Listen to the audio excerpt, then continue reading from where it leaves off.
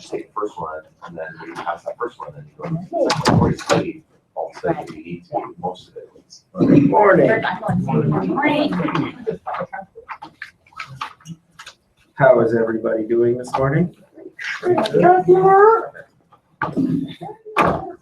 funny. I'm excited about today. We are growing.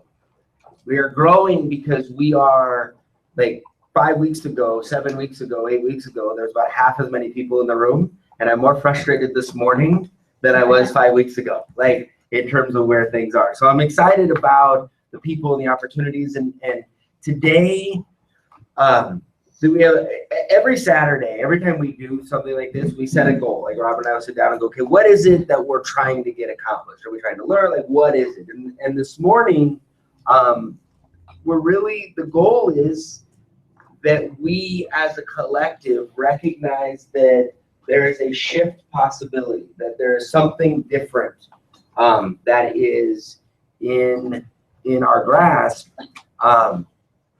And as a collective, as individuals and as a collective, we get to decide what 2016 looks like, and it really kind of starts today. And it starts with, is everything the same? And so we just continue, or is everything different? And so we're going to recognize the difference. And there could be one, there could be five, there could be a collective, there could be a mass, there could be a few, there could be, like, the exciting part about building something is, like, we can all sit, and we've all done this, right? You can all build a great plan, right? Any of you sat down in your room, you're like, it's going to do this, and it's going to do this, and it's like the perfect, most beautiful plan. Ever had that? And then all of a sudden, the moment you walk out the door, page 2 and 7 get blown away, either metaphorically or literally, and all of a sudden you're like, oh shit, everything I thought was going to happen is, we're going to end up there, but it might not go exactly the way we planned. And at the end, we're like, oh my God, it went exactly the way it was supposed to go. Am I the only one that's ever had this experience? Well, we're kind of at that, because in the next 4 to 6 months, some fundamental great things are going to happen in this room. The question, and one of the biggest questions, is what role are you going to play in your life's shift, and where can we take this, right? And so the goal this morning, by the time we're done, is for everyone in this room to understand the direction that we're taking this, and for you to be excited about the path that you're going to participate in.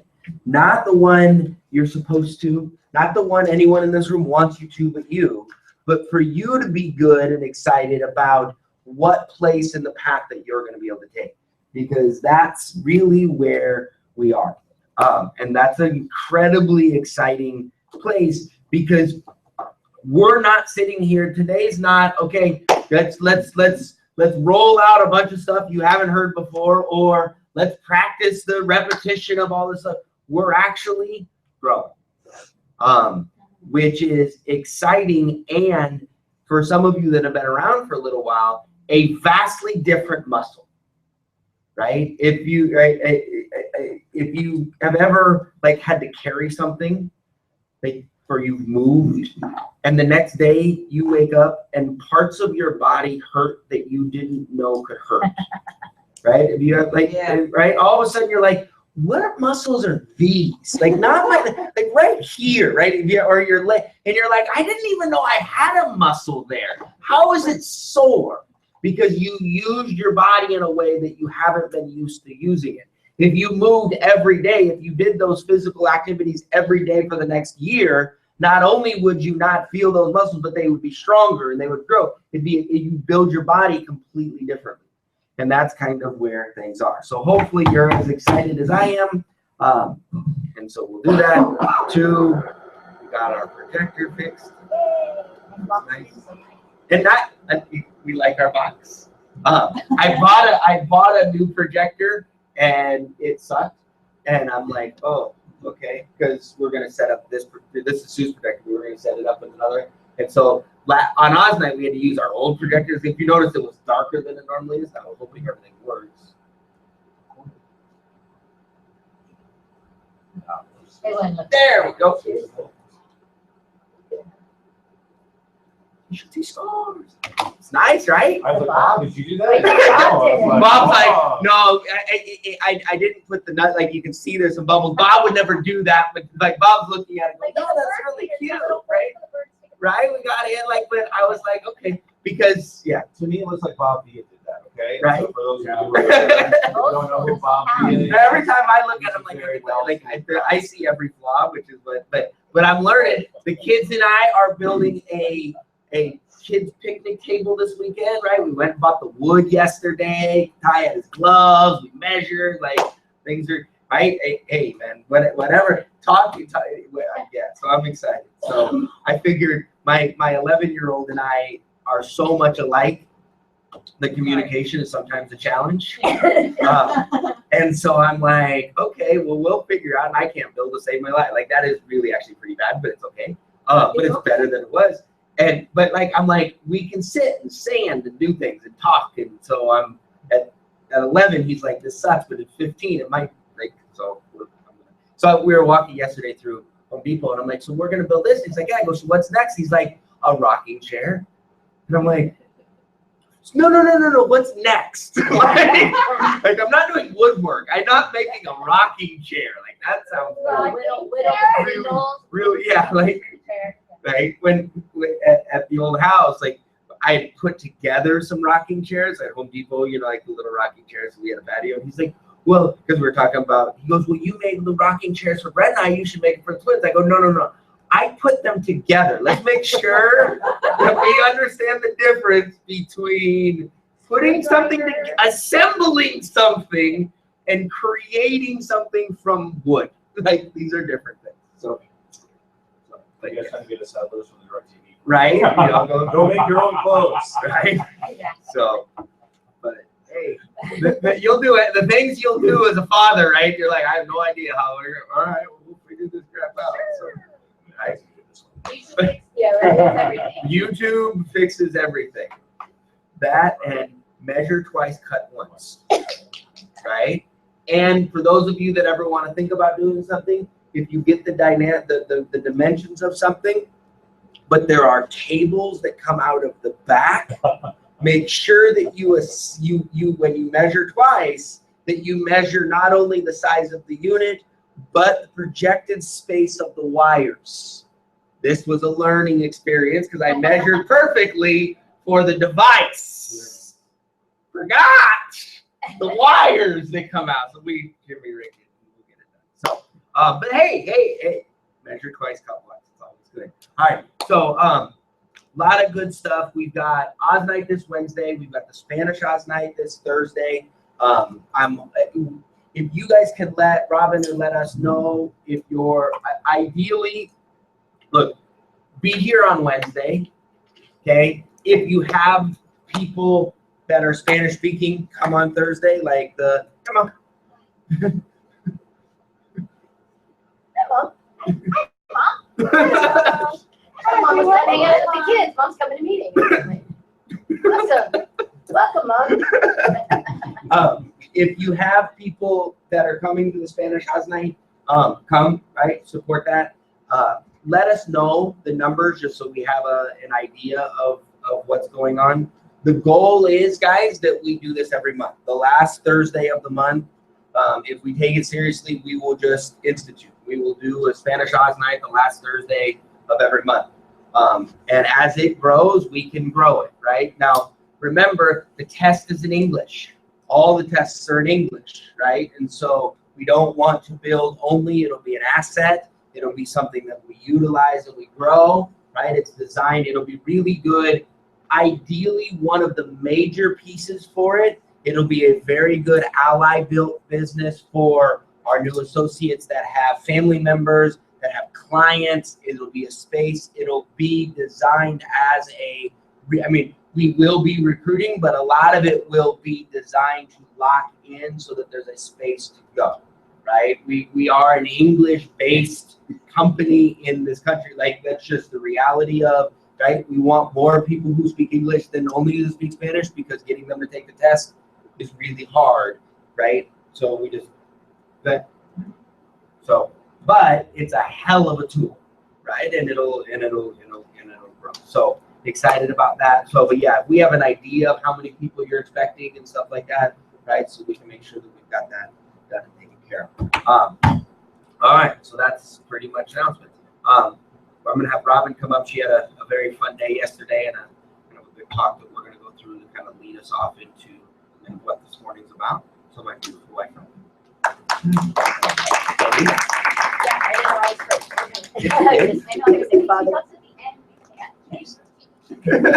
Team. Isn't this what we teach our kids? Gotta change your team. You just changed it on me. No, I didn't. No, I'm gonna say. All right, fight.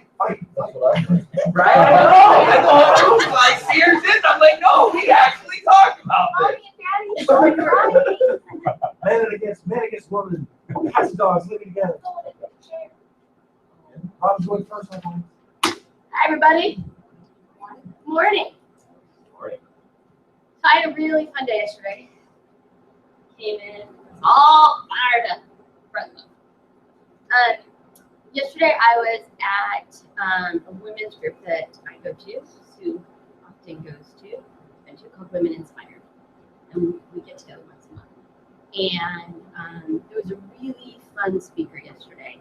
And I wanted to share with you some of what I learned from that speaker because I think it's incredibly valuable to our business and to our lives and to the language that we share together.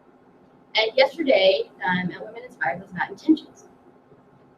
And so in 2016, right, we all have these 2016 goals. It's the beginning of the year, yay, it's all exciting.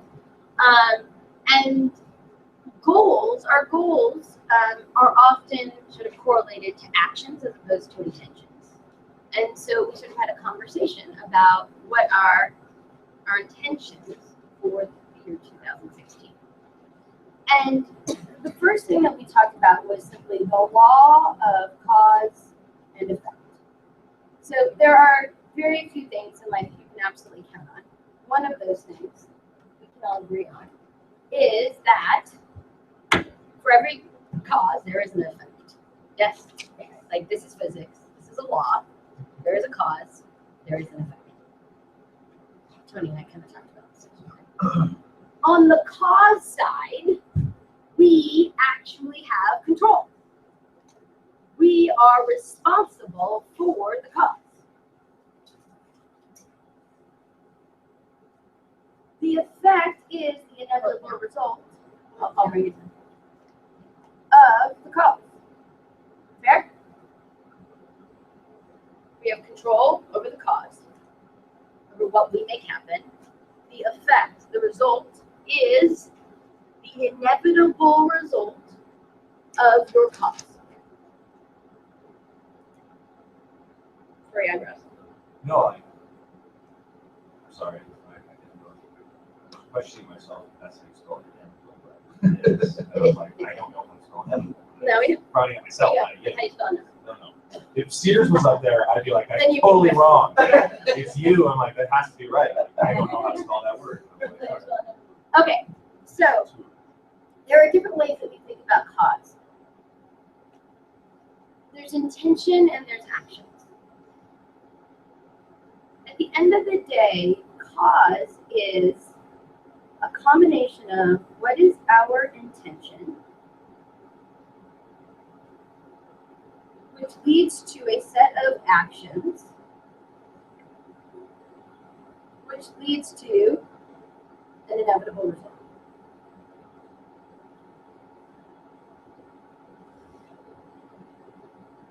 I intend for 2016 to lose 20 pounds. My intention is to lose weight. My action is I'm going to go to the gym 3 times a week and I'm going to eat 1,200 calories a day. My inevitable effect of going to the gym 3 times a week and eating 1,200 calories a day is to lose weight. Everybody clear on this? Questions? I want to make sure we're clear at each step. Okay. So, a lot of times, we set a goal, like I'm going to lose weight, and then we go and eat pizza. And then we get on the scale on Friday and say, I didn't lose weight. I'm so frustrated. And that's an opportunity to say, if we're not getting the effects that we want, if we all agree that the effect is the inevitable result of our actions, and we're not getting the effect that we want, then the opportunity is to say, what's going on with our actions?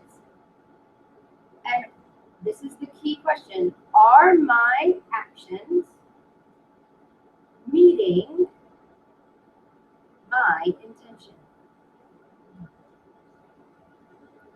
Are the actions that I am taking aligned with the intention that I have said I want? And for me, the intention, the key intention when it comes to our business is, what is it that deeply and passionately moves you to do this business? What is your intention for 2016? Taking into account the effect that you want. So if your actions are not getting the effect, we have to say, are my actions meeting my intention? And if they're not, there's one of two things going on, right? So why? Why not if they're not?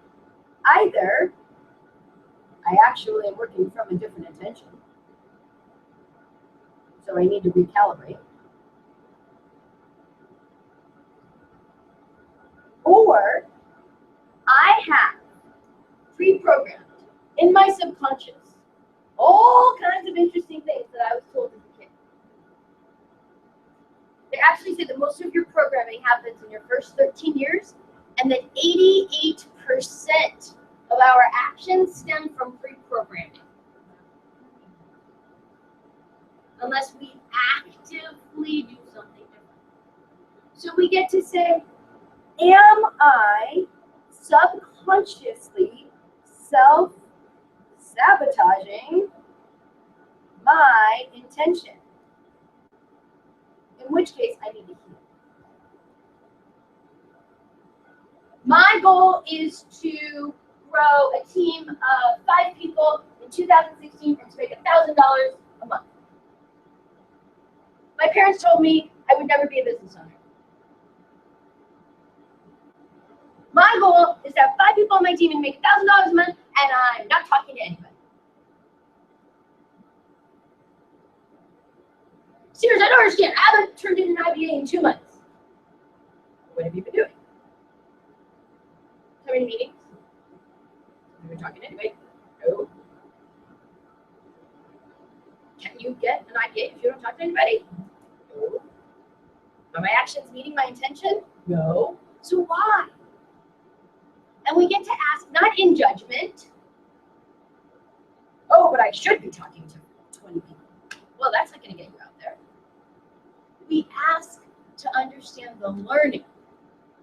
Because either we are saying one intention and acting from another. I say that I want 5, but I really want 1. And I think Sears wanted me to say 5. Or something somewhere in our subconscious is coming up that says I can't actually do what I'm intending to do, and I'm self-sabotaging myself. And we need to heal that shit. Don't do that. There was a study that was done. I've talked about this before. I'm going to talk about it again. So fascinating. It's a set of independent contractors. And they said to them, independent contractors, right? Pick up clients on their own. They said, how much money do you think you make in a year? What's the most you could make in a year? That was the question. What's the most you could make in a year? They said 50,000, 100,000, and then they tracked them for the year. And do you know that the independent contractors who 4 months into the year were tracking towards more than their goal without having any idea when they asked a set of questions at the end of the year, slowed down so that their end of the year revenue was exactly where they said the most that they could ever be. I just saw Joy yesterday based on a true story. And Everybody told her she can't, she'll never be a business person, she has no idea what she's doing, she has to be a housewife in debt. But her mother-in-law said, you can be whatever you want to be. Those darn mother-in-laws. Oh. And it worked.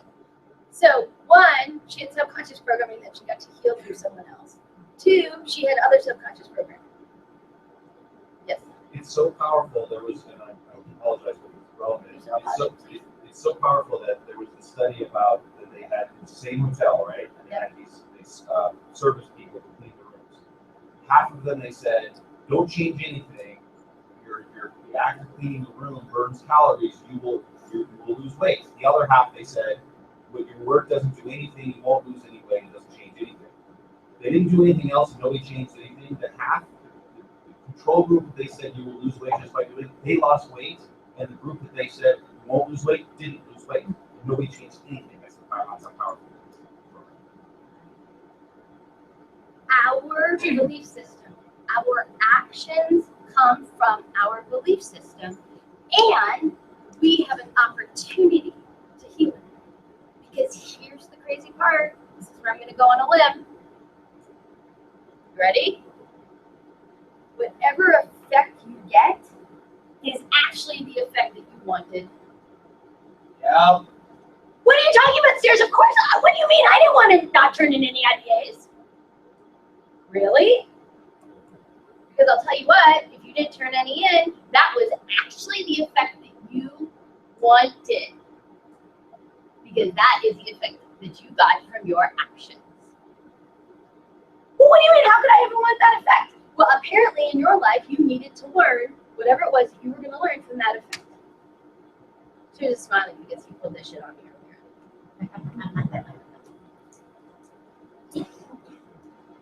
What do you mean? Of course I wanted to lose weight, Robin. What are you talking about? Really?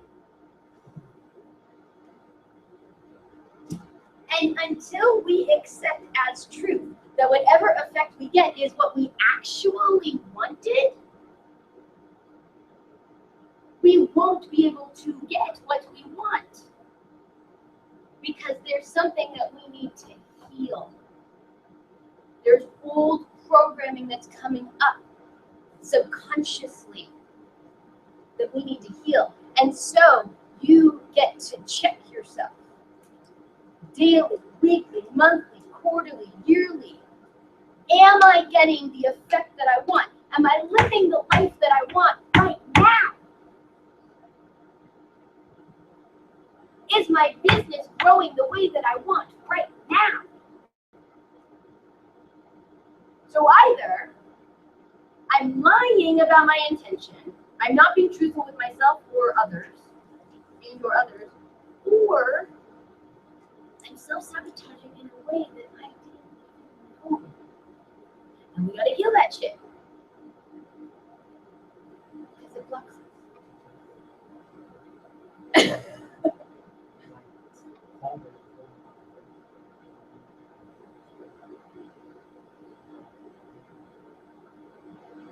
And eventually.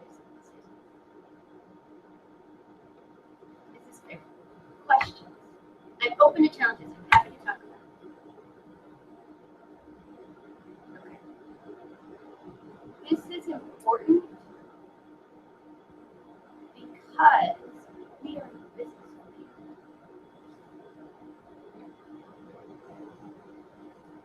And there are lots and lots and lots and lots and lots of people in the world who have never been exposed to this.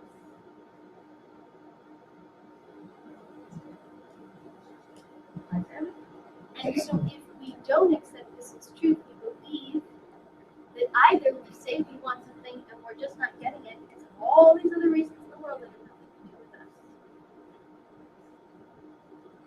And particularly in this room, we are setting intentions about growth this year. And there's a whole bunch of stuff we gotta heal. Now, this does not mean that as an upline you become a therapist.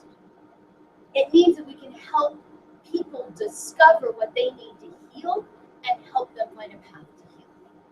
Maybe you need to go to therapy. Maybe you need to to hypnotherapy. Maybe you just had needed to hear it. Maybe you need to go talk to your mom about how she told you you're never going to amount to more than what she did. This is a safe space to confront each other and our team when we're not getting the result of our intention. Yes? Okay. When we talk about self-sabotage, that's all programming. Usually, if we're clear on our intention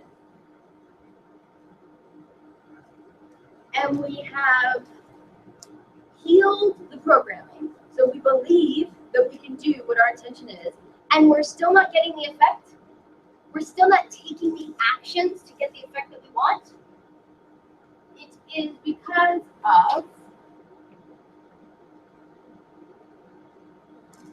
fear. Why aren't you talking to more people? I'm afraid. I'm afraid. What are you afraid of? I'm afraid I won't know what to say. I'm afraid of the number set in this question, even though it was an easy question that I got right when I guessed.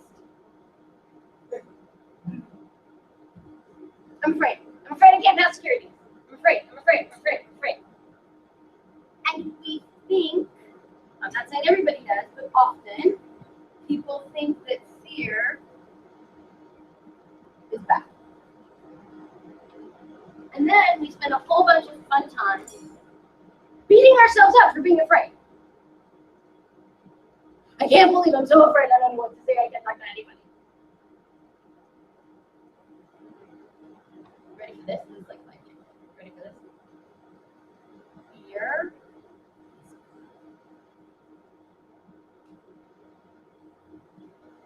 Fear is good. Fear is the reason that we as a human race has survived. At our most basic reptilian brain level, we have something called a fight or flight response. That means that instinctually, when you encounter something new, the big bear in the forest with big teeth, your body says, run! And you will stay alive because the bear will not eat you. Your hands get all sweaty. Your heart starts racing. You get all shaky.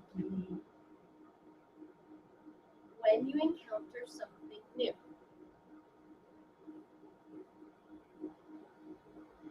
Instinctually, this is what happens to every one of us. Now, we all have different levels of new body. And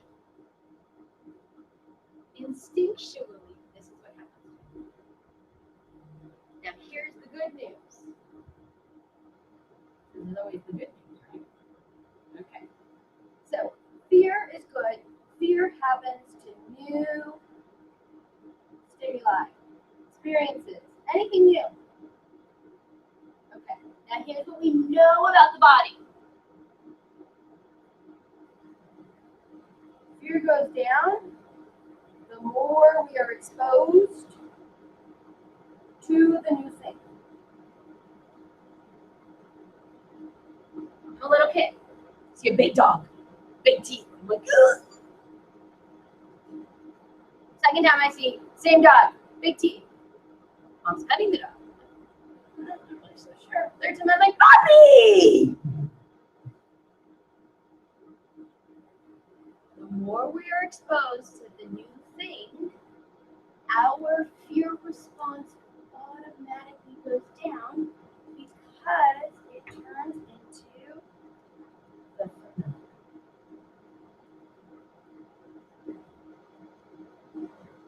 Why is this important? Because when you're like, I don't want to have that conversation, I'm too afraid, I don't know what to say. I don't understand why I feel so scared right now. Then you get to say, oh, I understand exactly why I feel scared right now. It's the greatest thing in the world. It's my human response. It's what makes me human. So, Cindy, if you are scared to death to have a conversation, And you know that this is the normal human response. And we said that we get to reduce our fear by more exposure so that the fear becomes familiar. What do you need to do? Yes! Ding, ding, ding. We need to push through our fear and have the conversation. Is the conversation going to be perfect and clean and exactly what you wanted to say the first time? Is the conversation going to be more clean and more comfortable the 30th time?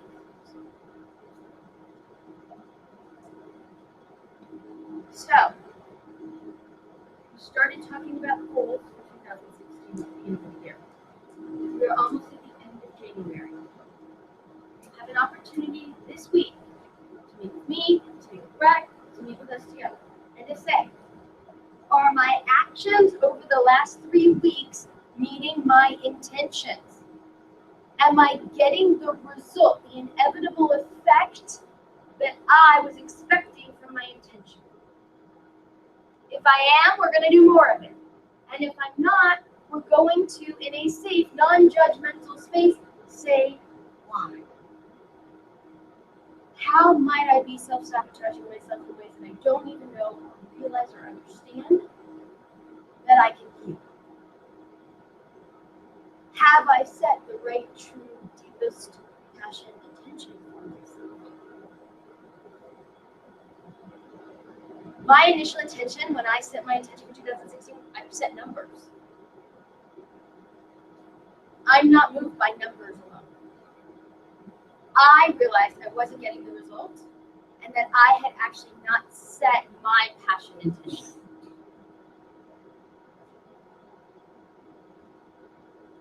That's what I realized. So this is the week, this is the opportunity. It's still the beginning of the year to say, do we have the right intentions? What do we need to heal? Now, new stuff's going to come up next week and the week after. And so we constantly check in.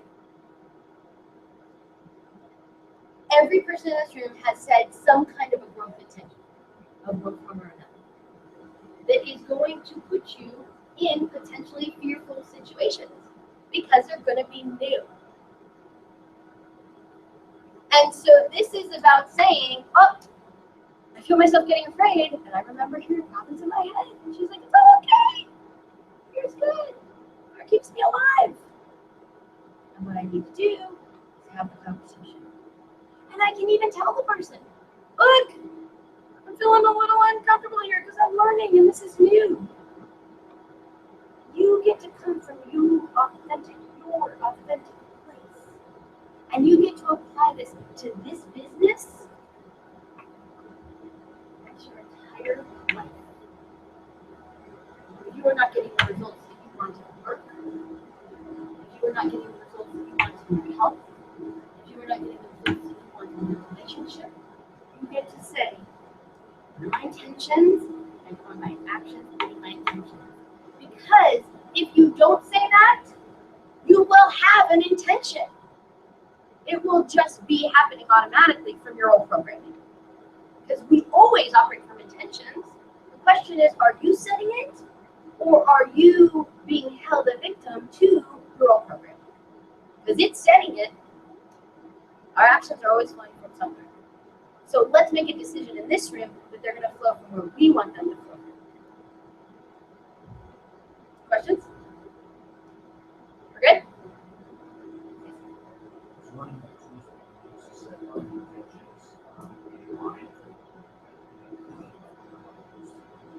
Yes, I have to talk about that right now. I want to throw one more thing out there that I didn't put in here. In our world, we look at our actions. When we set our intentions, we look at the actions and we say, what habits, skills, do we need to grow to achieve the effect we want? And I think that's important here because, as we know, the Main Street families, when they look at this, when they haven't learned what we've learned in here, think of actions, and then they think of constantly starting over every single time. And so part of what we're going to talk about, part of getting why, is also saying, not just what are the things I need to do, but what are the habits I need to put in place. Because an action happens once, twice, maybe 10 times. And if it's not established as a habit, right, then it's not going to become an automatic programming that leads to potential success. So I want to throw that one other piece out there, which we know. And yes, the way that we set our intention and determine what actions will lead to our inevitable result.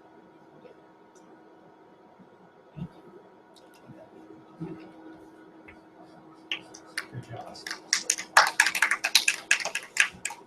I have been trying to do that particular talk for about 15 to 18 years, and that's the simplest I've ever seen. So really, really excited. Now, there's a couple things that we're gonna lead into kind of the next piece of this, and look, we're family, right? We're here. It's a Saturday morning. We all have ambitions. We all have things that we want to accomplish, right? So, is it okay if I tread down a couple potentially tension-creating conversations on a general scale to make a couple points? It might affect you immediately. It might affect the person to your right immediately. But can I have a little latitude on some of this stuff? Okay. Cindy's like, God, just bump into this to me this morning. Brett's gonna do it to me now. So we talk about some of these things and some of these actions and habits and and a lot of times we think like big picture stuff. And sometimes it is big picture stuff, and sometimes it's little picture stuff, right? Because Robert talked about sabotage. What does it mean to sabotage your behavior? Like, I'm not, adding C4 to my car. I'm not cutting my battery line. Like, what do you mean by sabotaging behaviors? And how do all of these things kind of function together? And why is this important? That make sense? And so one of the sentences I learned a long time ago is you cannot outperform your own self-image, right? Which is exactly what Robin was talking about incomes. Right? About if you believe, look, we all, and we use weights like physical, but we all have a visual kind of picture of ourselves, right? And most of us settle into a physical like equilibrium where we are a certain weight, and sometimes we'll gain a few pounds or lose a few pounds, but at the end of the day, we kind of settle into our normal weight. That's not a controversial conversation. Is that y'all with me? Here's my question. Who determined and what determined that normal weight?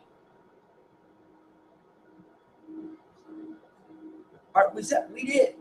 Individually, we said this is an equal representation of who I am. These are the clothes I wear. These are the way they fit. This is how I feel. This is my norm. Does that make sense? And so if your normal is whatever, the moment you get out of your normal, you add 5 pounds to your normal, guess what you don't feel anymore? You don't feel normal. And so you have two choices. Choice number 1, reset your normal, right? If you add 5 pounds and you stay 5 pounds over for 6 years, guess what your new normal is? 5 pounds over. Or you're at that place where you have to get a nail and a hammer out, and you have to add an extra little thing to your belt. And you're like, hell no, this isn't going, I'm not doing this.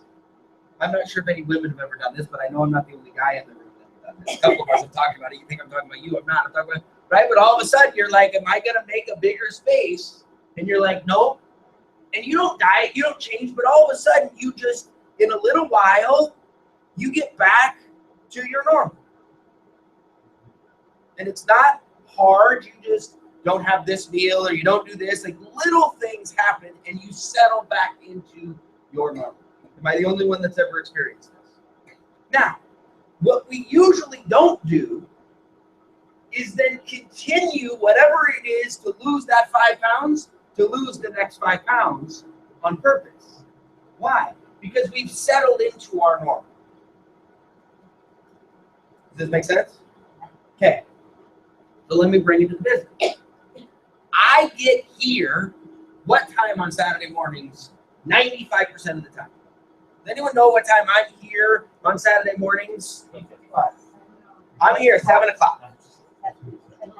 I'm here at 7 o'clock on Saturday mornings. I've been here at 7 o'clock on Saturday mornings since I was a district leader. Actually, that's not true. Since I was an unlicensed rep. Now, let's talk about this for a second. I have worked on Saturday mornings at 7 o'clock in the morning since I was 14 years old. At 14 years old, I started working at a restaurant called Bambino's. Right? I'd show up in the morning, I'd set up things in the morning and go through. I had to be there at 7 o'clock in the morning, right? I worked myself through college. I worked Saturday mornings. I have worked Saturday mornings at 7 o'clock in the morning my entire adult life. So is it hard for me emotionally to be here at 7 o'clock? No. Sometimes it's hard when the twins have been up all night and everyone's been sick, and sometimes it's hard. And every once in a while, right? I think a couple weeks ago I came in late and I got here like 8:20 and Sue's like, "Are you okay? Is everything like?" They're looking at milk carton, right? But I also, when I got into the business, I was told, show up early, go home late. You can't control how good you are. You might not have all the skill set, you might not have everything, but here's one of the things you can do is you can show up early and you can go home late. They said one of the most important traits in our business is show up early and go home late. And I go, man, I am a train wreck. I don't know what to say. I don't know how to finish sentences. I don't know how to be clear. I don't know how to slow down my speaking. I don't know the right language. I look like I'm 7. I have a million things against me. How the hell am I going to win? Well, shit. One thing I can do is I can show up early and I go home late. I might not be able to do anything else, but I can do that thing. Does that make sense? Now, over the last 20 years, I have said that sentence a million times. And there are a handful of people in a culture of people that will show up early and go home late. And a lot of people who show up, Sue's always here early, right? If you want to know what time, Sue's here about 7:40 on Saturday mornings, right through that. Sue's always been early. Like if I said, Sue, we got to be here at 4 in the morning, Sue's here at 4 in the morning. Like it's just that. Because Sue's like, tell me what I got to do, and if this is important, I'll do it. Does this make sense? But when Sue shows up, Sue's not paying a price to show up early. Sue's not making a sacrifice to show up early. When I'm here at 7 o'clock, I'm not making a sacrifice to show up early. This is a really, really important piece. Because it's just our normal. Does that make sense? Someone told us, show up early, go home late is a key component to creating success in a leadership model business. I was lucky because my normal had been 7 o'clock on Saturday mornings, so I didn't have to redefine a normal. Now, I like to party a lot. I like going out and fiesting. There are lots of times that I would get home at 3 o'clock in the morning on Friday night or Saturday morning and still have to be at work at 7 in the morning. Lots and lots of times that occurred as a young adult. And so figuring out how to do that on a Saturday morning here wasn't, hey, there were some times, there were some bloodshot eyes and some sunglasses and some hats, and right when my ass was here. Does this make sense? Why am I having this conversation? Someone in the room is like, Sears is trying to get me to come early. Sears frustrated because we're not here early. You're missing what we're talking about. We're talking about cause and effect. We're talking about the power of inevitable results. One inevitable result is the ability to create a new normal. Yes. Why is this important? Because we can't outproduce our own self-image. If our self-image says we weigh X pounds, if that is our mental picture of ourselves, you could lose 20 pounds. Guess what's going to happen if you don't create a new picture of normal in your head? You're going to put it back on. No if, and then some. No ifs, no ands, no buts, no arguments. Everyone says, diets don't work. Bullshit. Diets work. It's math. It's not theory. It's math. Of course diets work. If you consume less calories than you burn, or if you consume less calories than you burn, you're going to lose weight. The laws of physics do not cease to exist in your body. Now, the reason people say diets don't work is because the moment someone loses their weight, they go back to the eating habits they had to create the normal that they have in their head. And so if they don't modify the way they approach food, even when they lose the weight, they will go back to their weight because it's their normal.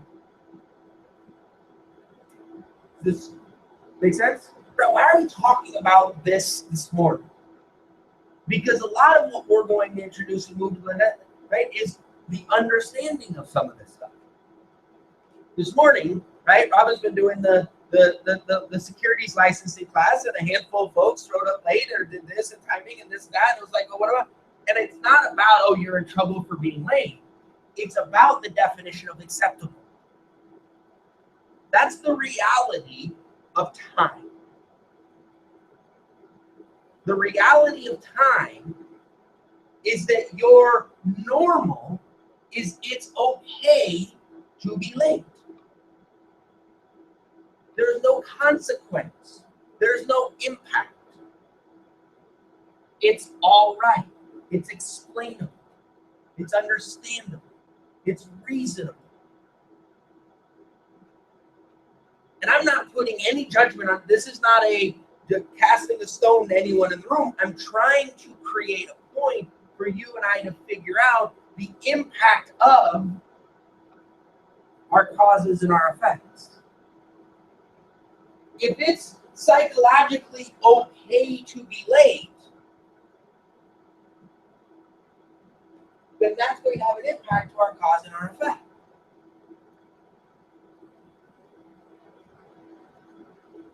Is this true? We can't outperform our own self-image. If you have 37 people on your team that are all showing up at 7 o'clock in the morning to meet with you, are you here at 8:15? Why? Because it was valuable enough to create a new normal. That's the reality of how this stuff works. Now, this is always a challenge because everyone in the room is like, are you saying, and this is, we are not putting anything on today's interactions. We're trying to get this point because we need to pivot to the next phase. We are at a very special moment. We are at a critical mass moment in our organization. And so there's some things that we're going to do to move forward. But if we don't understand what we're building this stuff on, nothing we do over the next 9 months or 90 days is really going to matter.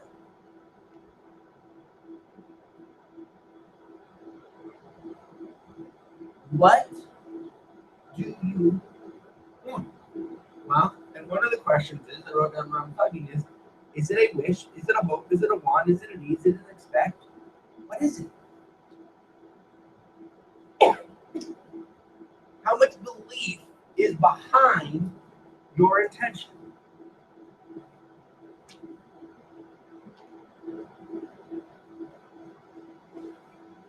Robin and I have a couple inside jokes.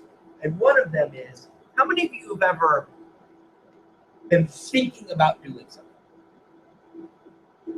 You're thinking about doing something. You're thinking about exercise. You're not really ready to do the exercise, but you're, what's that? Fixing to. You're fixing to, right? You're like, I gotta clean the garage.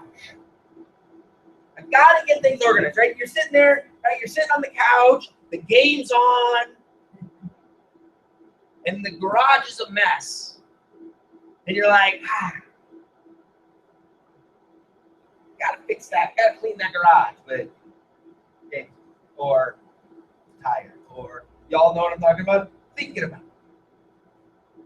We've all been thinking about things before, right?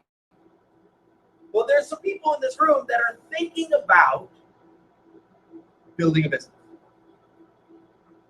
Now, Robin and I had something really interesting in our life because she asked me about something a handful of years ago, and I said, my answer was, I'm thinking about thinking about it. I'm thinking about this stuff.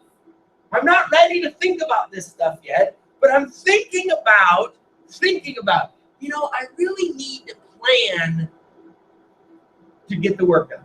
Like, I really need to set some time aside to actually set up a plan. How silly does that sound? But I was incredible. This is what's really, really important. I'm a focused, committed, pretty on it dude, and I was like so passionate. I didn't have the headspace to actually think about what it is I needed to think about. So the only headspace I could create in my life was thinking about the fact that at some point I'm going to need to think about this. Now, when I said that out loud, very few people actually communicate in that way. I was that message was received with laughter, little scorn, small amounts of ridicule, which is fine. But it was an important part in our lives and what's going on, because I realized, and we realized through this, right, and through all this stuff, is there's people in this room that are thinking about doing something, but they're convinced that they're actually doing it. And that disconnect creates conflict. That disconnect creates value assessments in the moment. This is where we go, should I go to the meeting?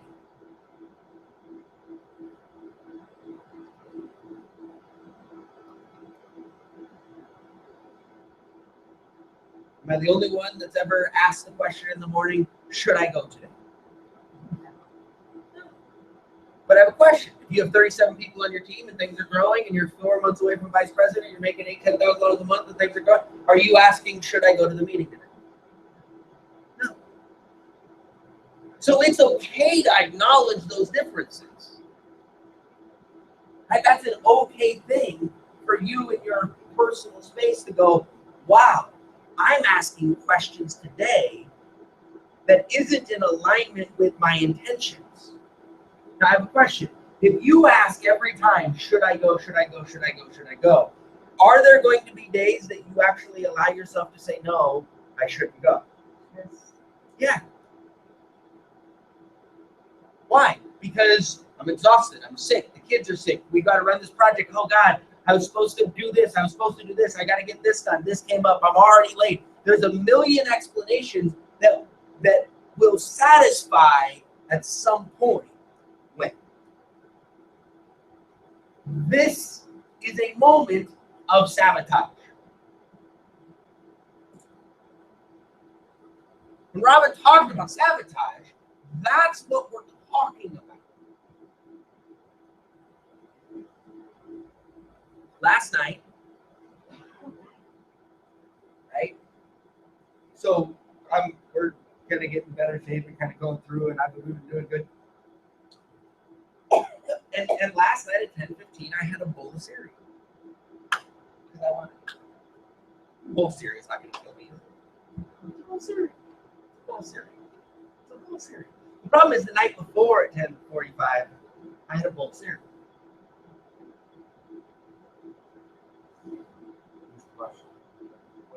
Post. It was Oreos Raisin Bran. Ooh. But it was Healthy, right? Right? But it was serious. It doesn't matter. It was, but now it's 2 days.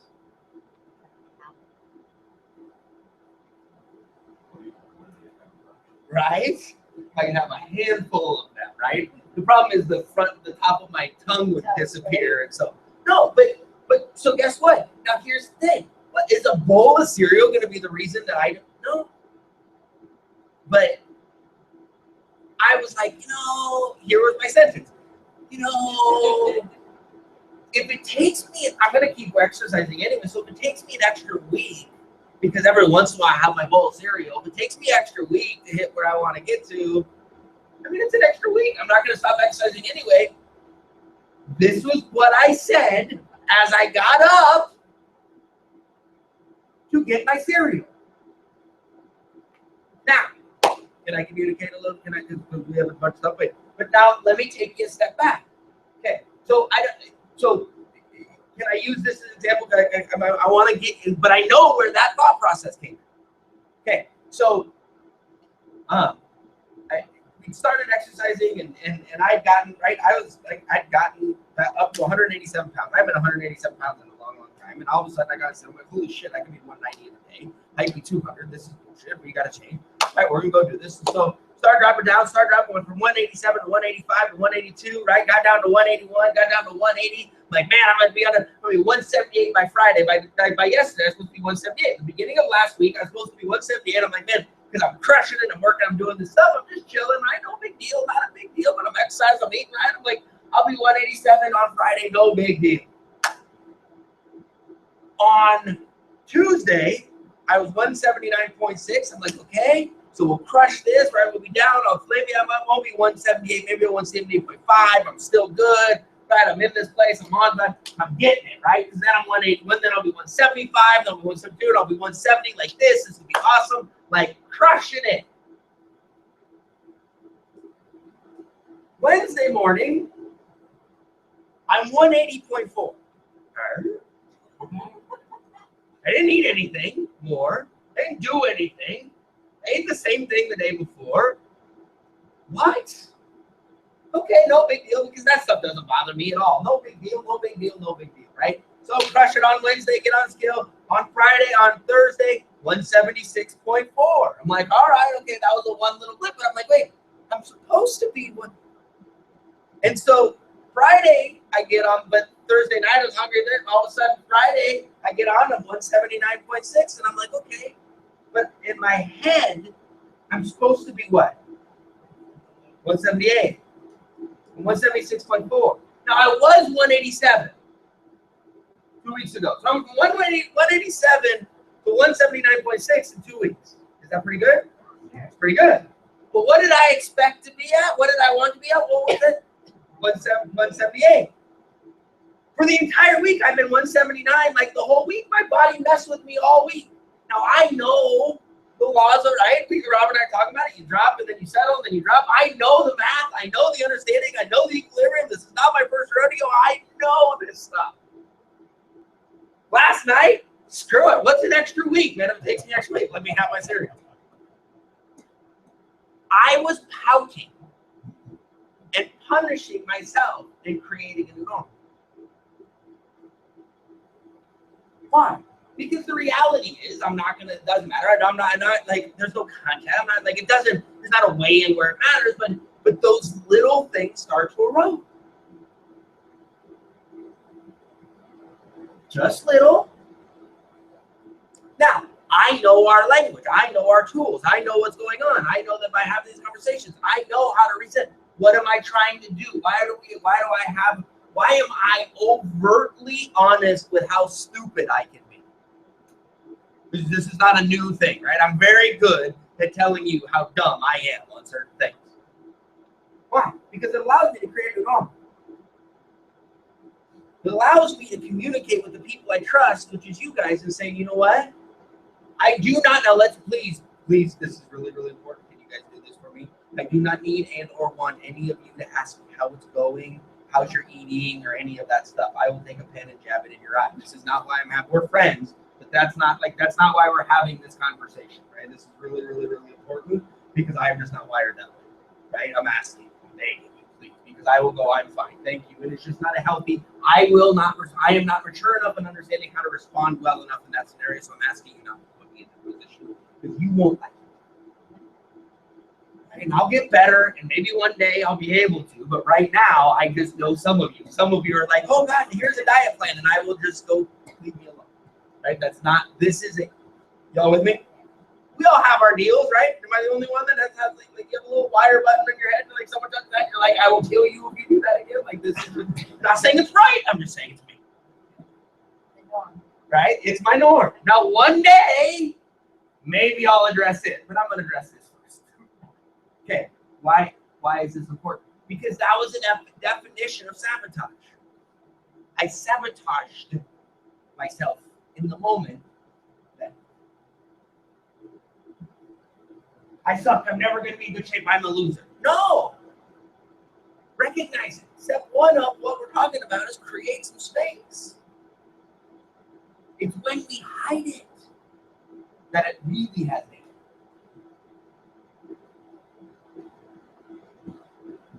So, why? So, Robin, that was phenomenal. Like, really, really, really good. And this whole, it's funny, as I was watching Bob, fear. Okay, now here's the thing. There's probably very few things that Bob gets really scared of. You know why? Because this man has seen a tremendous amount of things.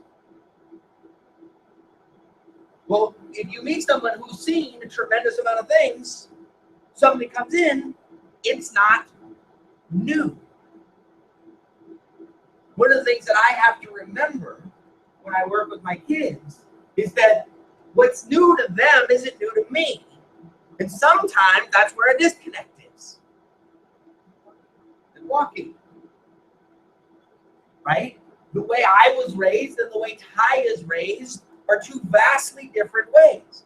And by 11 years old, the things that I understood about the world that Ty has no idea about the world are so different, and I am grateful that they're different. And at the same time, sometimes it's a challenge for me as a dad. Because I can't comprehend how at 11 he doesn't know this. Because I knew that at 5. Not because I'm smarter than him, but because you learn certain things quickly. Does that make sense? Well, Ty and I have had very different lives. Sometimes I struggle with that understanding as a parent.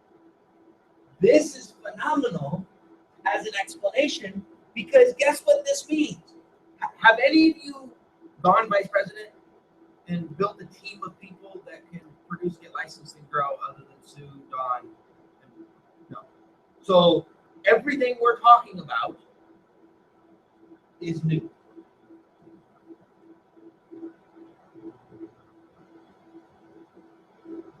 Right? Which means, should you experience very much fear over the next year? Yes. Guess what experiencing fear could become? Normal. Could become defeating, and it can become normal.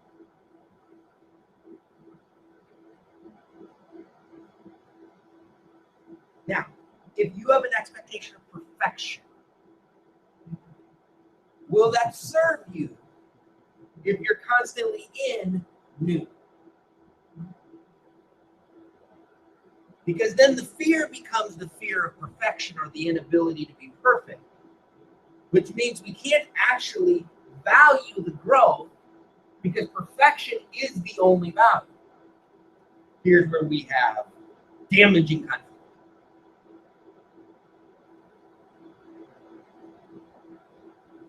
But new is all we know.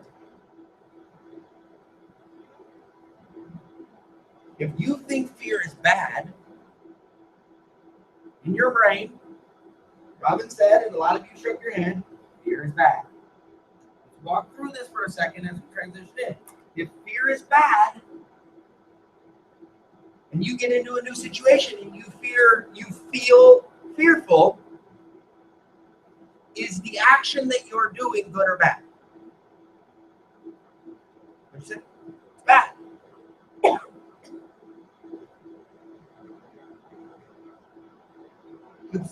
Guys, get this.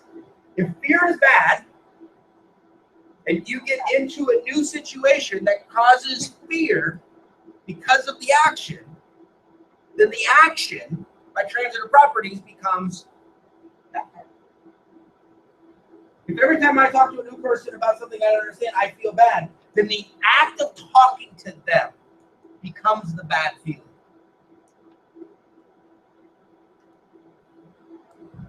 So when someone says, hey, how many people are you going to talk to this week? Think about just the interaction experience right now. If the act of talking to these people creates fear, and fear is bad, and someone says, how many people are you going to talk to this week? The challenging behavior is creating conflict. I'm looking for AAA'z. Oh, well. Serious. And then the bad feeling becomes normal.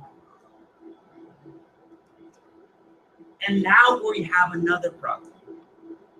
Because we now have to be able to explain why we have an irrational feeling about an irrational event to somebody else based on fear and confusion.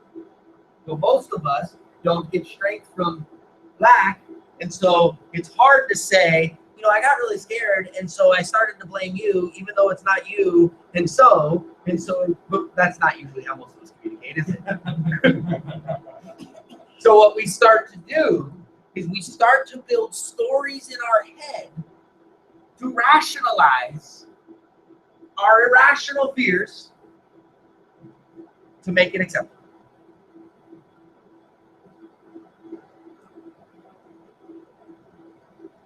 And this gets really damaging when you have people like Robert and I in your life, because then we just sit and giggle, which is really like, if you ever want to, you guys have all done this, right? Have you ever gotten in a conversation with someone who's mad and all you do is laugh? What happens to them? Oh, they get more mad. They get more. This isn't a joke. You're like, I know it's not. I just can't believe you're acting like one. I'm not saying that's healthy, and I'm saying it's true.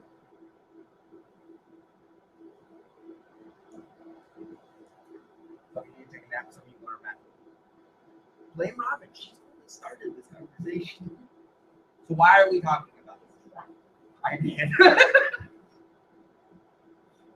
We're talking about a shift. Well, so here's what happens.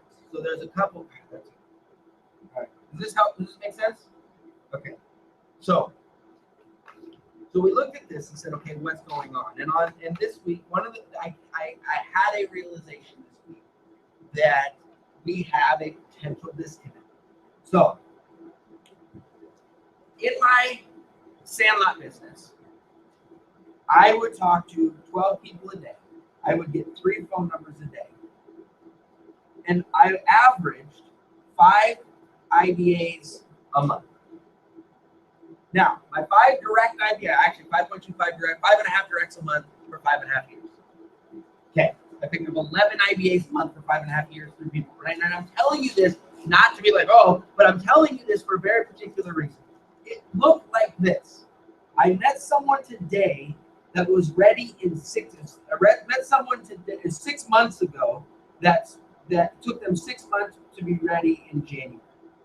And then 5 months ago, I met someone who was going to end up being ready in January. And then I met someone 3 months ago who was going to be ready in January. And then I met somebody last month that was going to be ready in January. And then I met someone in January that was ready now.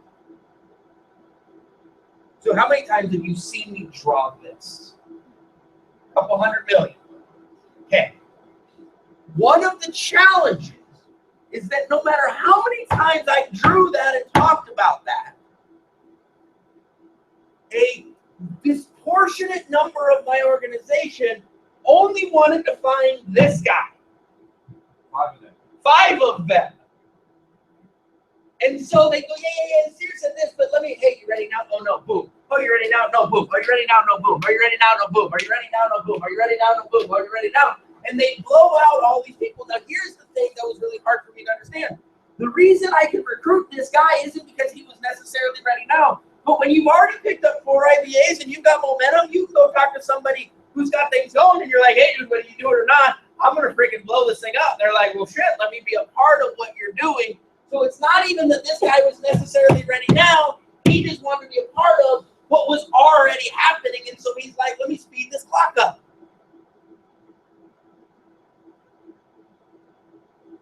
Now, I couldn't explain that second half until like right now. But I've been trying to, and the huge disconnect is people would miss this, right? So here's the thing. So I all of a sudden we're like, okay, scratch this. We've got to come up with a better system. This doesn't make any sense. Right? So we took the time, we went through, and we said, okay, so we're going to build a lineup where we've got our scout team, and our farm system, and our draft board, and our roster, and our players, and our starters, and our captains, and our coaches, and our team owners, and there's a place for everyone to roll for all of us. We know what to do, and we walk them through, and we got the lineup, we got it down, and we're like, boom, we got it. And we're like, look, the premise of this is we're going to go through, and we're going to develop this, and the feeder systems would be this, and we've got this, and there's a place we can walk them through, and walk through everything, and we got it down, and we got our bullpen, and our now then, and our then list. We move this here, and move this here, and have this conversation. We create space for this here. Man, it's awesome. And everyone's like, yeah, I learned it. Yeah, it's great. And then on AA'z night, I'm sitting there talking with my friend Wade, my friend David, and they're both telling me about guys that they're not sitting with because they're not ready to talk to them about, because they don't have the skills ready to talk to get the person they're talking to in the business. Was this the conversation? This conversation, I'm not making this up, right? And it could have been any number of them, and it just happened to be those 2.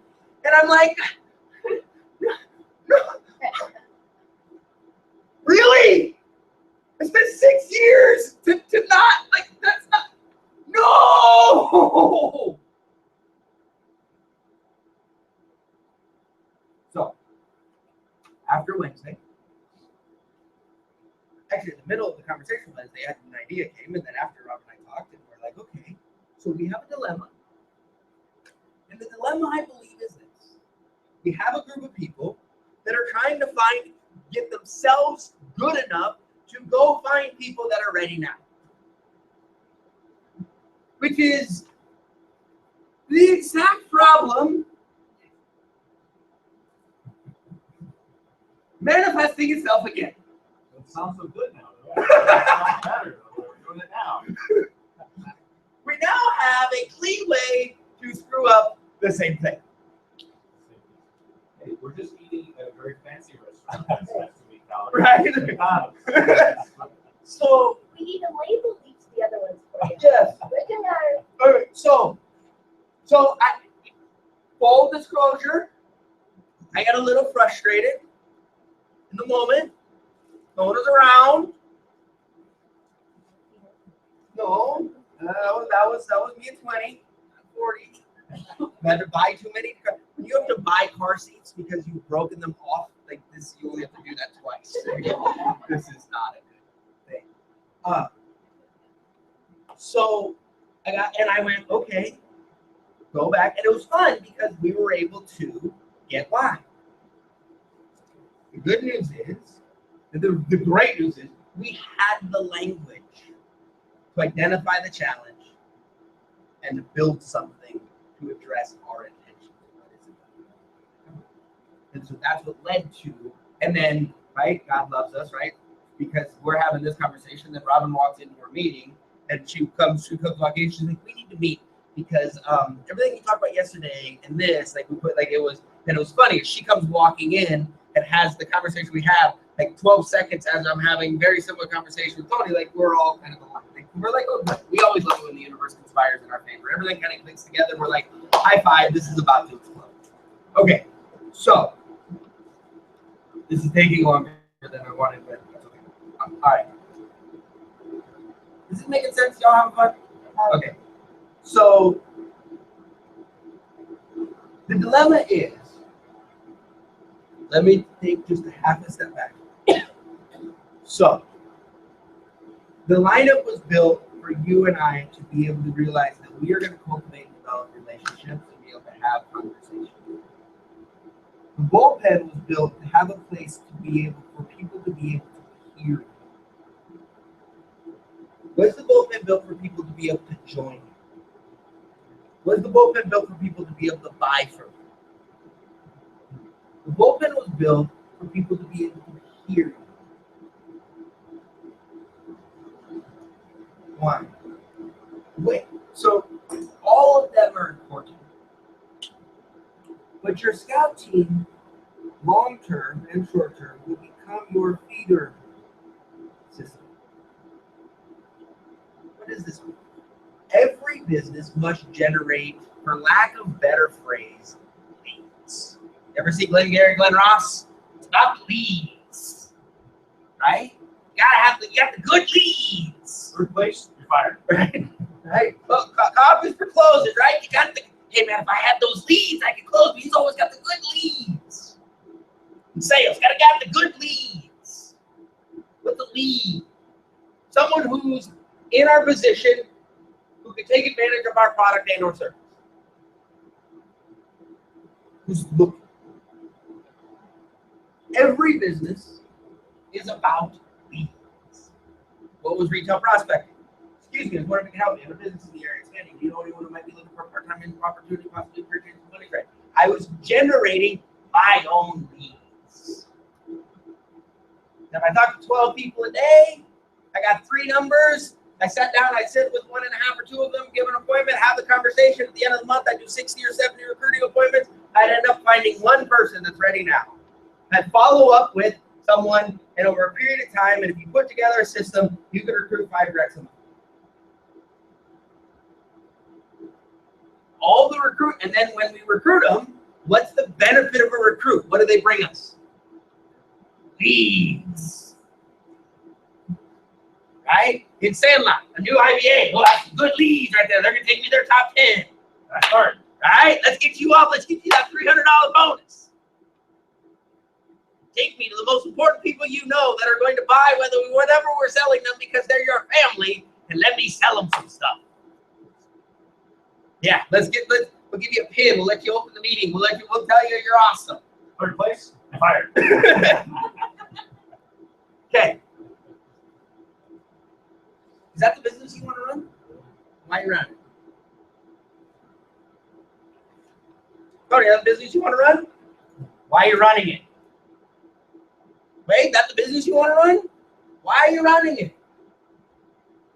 Guys, we sat in a room and said, we want to change this company. We believe we can do it better. We believe we can reach people. We believe there's a real problem, and we got to find the right people that can hear us, and we got to hold ourselves in a way that they can fit. The standard's higher on us if we want to play a different game. And that standard is we have to understand that our intentions matter. Cause and effect. You're here. Look, you're right. We are either delusional or we are going to change this thing to such a level, they are writing history books about what we're doing. There is no in-between with this group. Let me make sure this is perfectly clear. We either end up with a 5150 and some straight jackets for a little while going, I can't believe it. I'm saying, hey, some of us aren't that far from there. Or they write history books about what we're doing. Tony said, okay, it's good.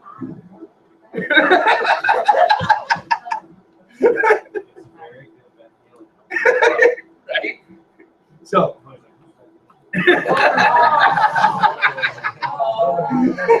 Tony, you know about aliens, don't you? Oh, you don't know who Van Halen is, do you? No!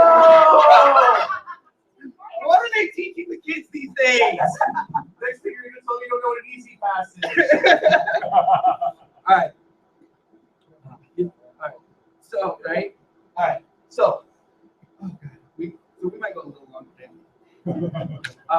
So because it's actually like we're that, but okay. So what do we need to do? All right.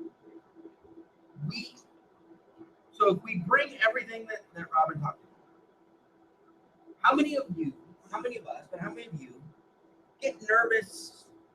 The idea of talking to someone in our life about what it is you're doing and working on what we're doing gets you nervous. Gets me nervous. Why?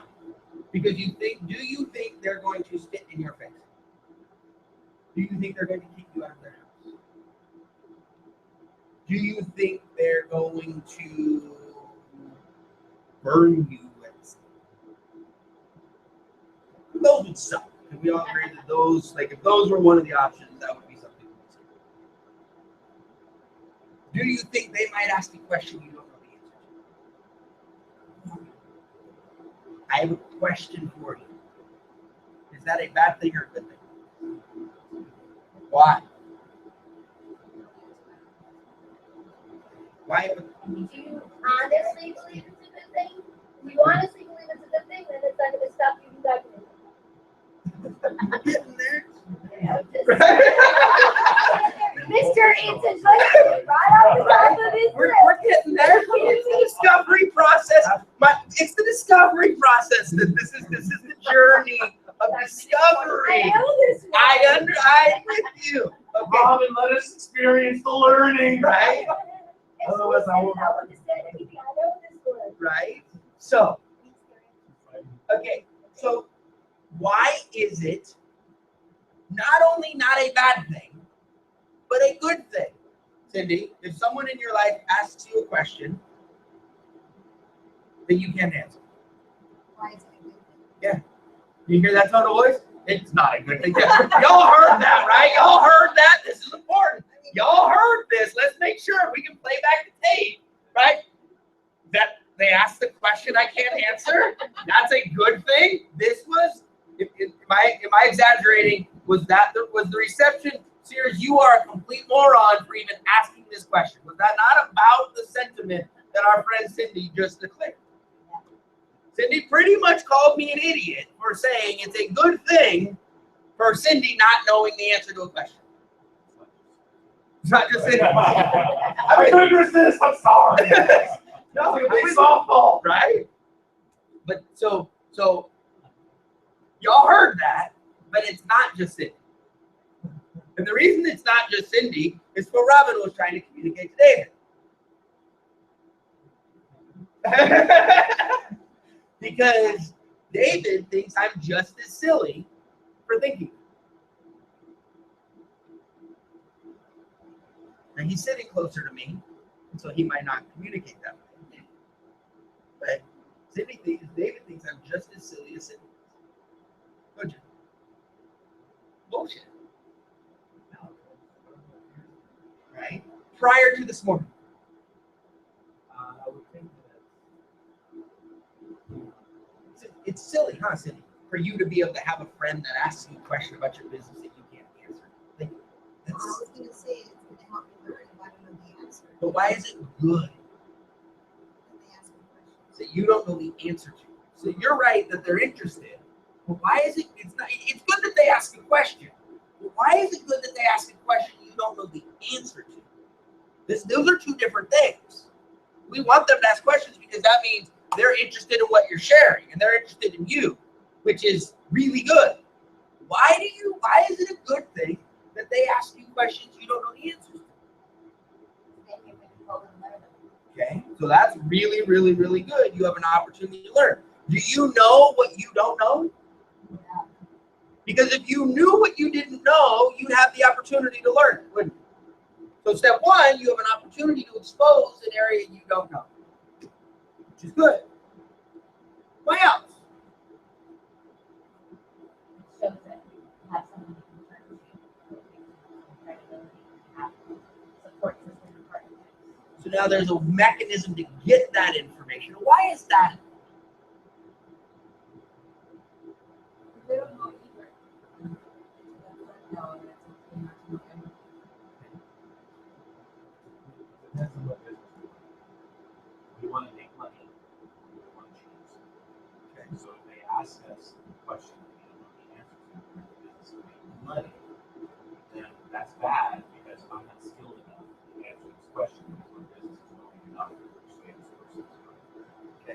But if I'm in the business of trying to change something, it's like, look, we're trying to change this, we don't know something else.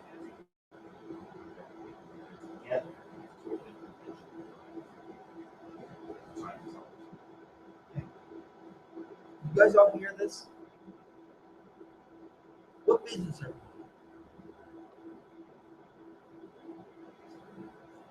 What business are you?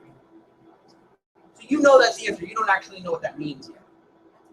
But that's what you know you're supposed to say. Okay. If you're telling a story, if you're telling our story to another human being, and you don't know the answer to something, but you can get the answer, and then you can deliver that answer to them, is it okay that they don't know everything?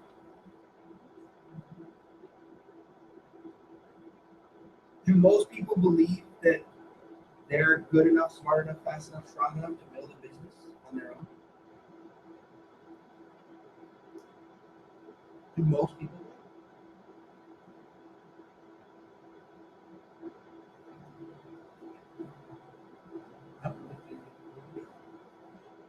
What's the power of God? Wade's right. If we're in the business of being an expert, you're going to be an expert. Your ass needs to know what you're talking about.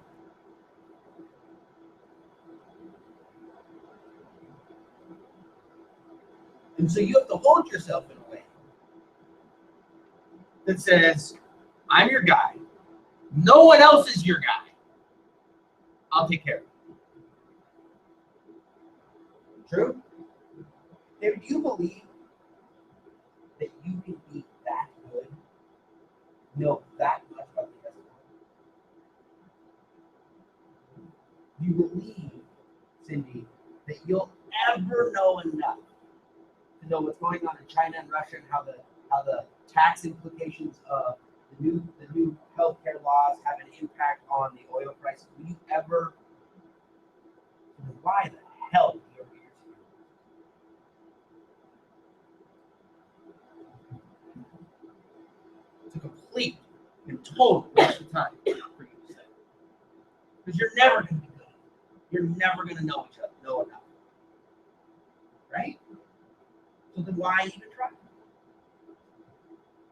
What? What? Wait, what? I don't understand. But aren't you supposed to know all the answers? But if someone asks you a question that you don't know the answers to, and that's bad, then you're supposed to be the expert.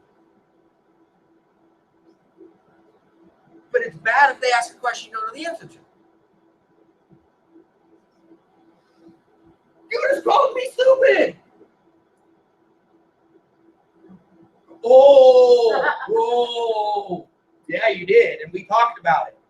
You're not in trouble right now. This is important. There's a block. We're trying to, and you're not the only one with this block. We're all there. So there are certain things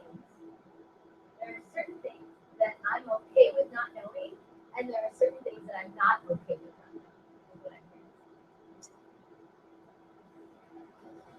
So you settle that you're okay not knowing what's going on in China.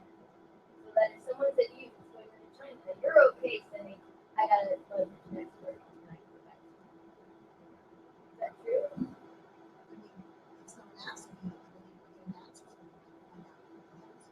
But are you okay not knowing the answer?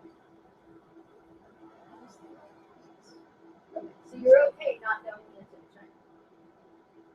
Are you okay not knowing the answer to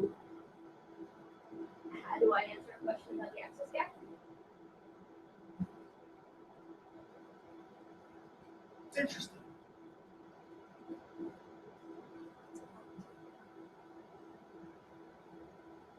Okay. So, question.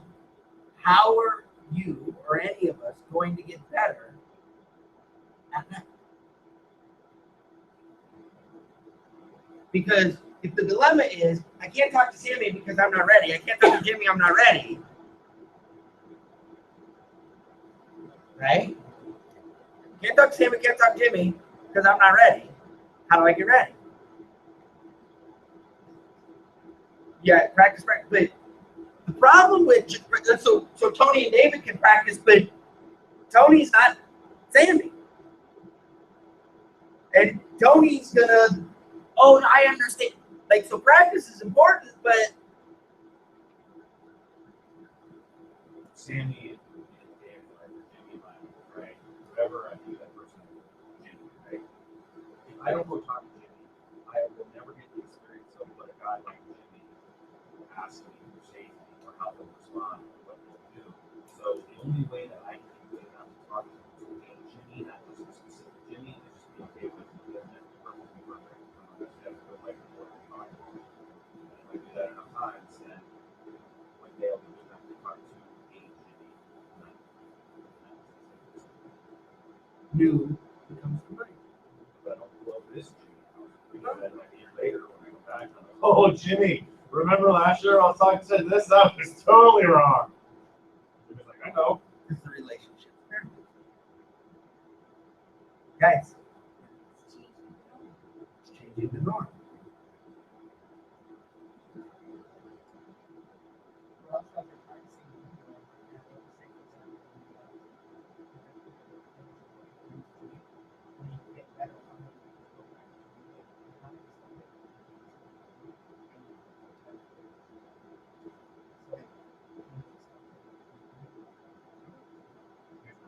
I'm not willing to go back to Jimmy. Our business, our actual business model I'm not running the business. Our business. You're not running the business until you go talk to your player. Not until you can. Okay. Huh?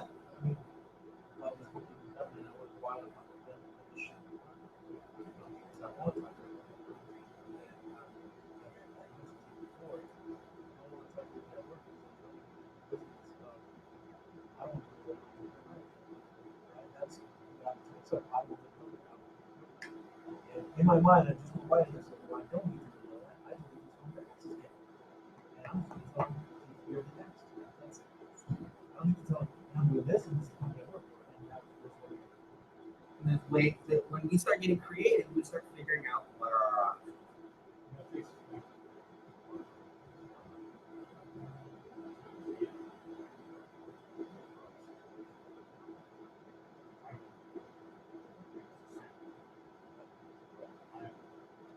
I'm being stuck.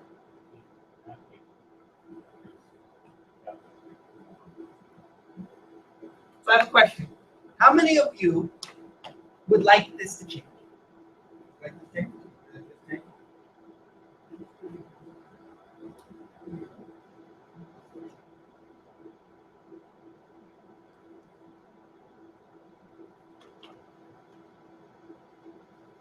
She's hugging me. Her arms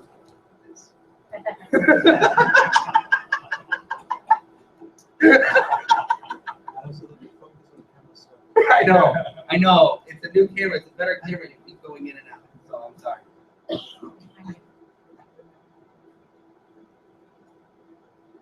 So, all right. Do we want to change this?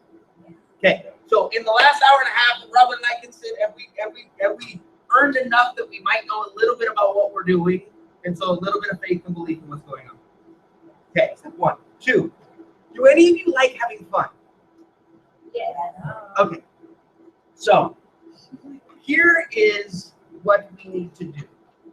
We need to go tell our story a bunch of times. Now, I have a question. How many of you needed to come to a meeting this morning to realize that we need to go tell our story a bunch of times?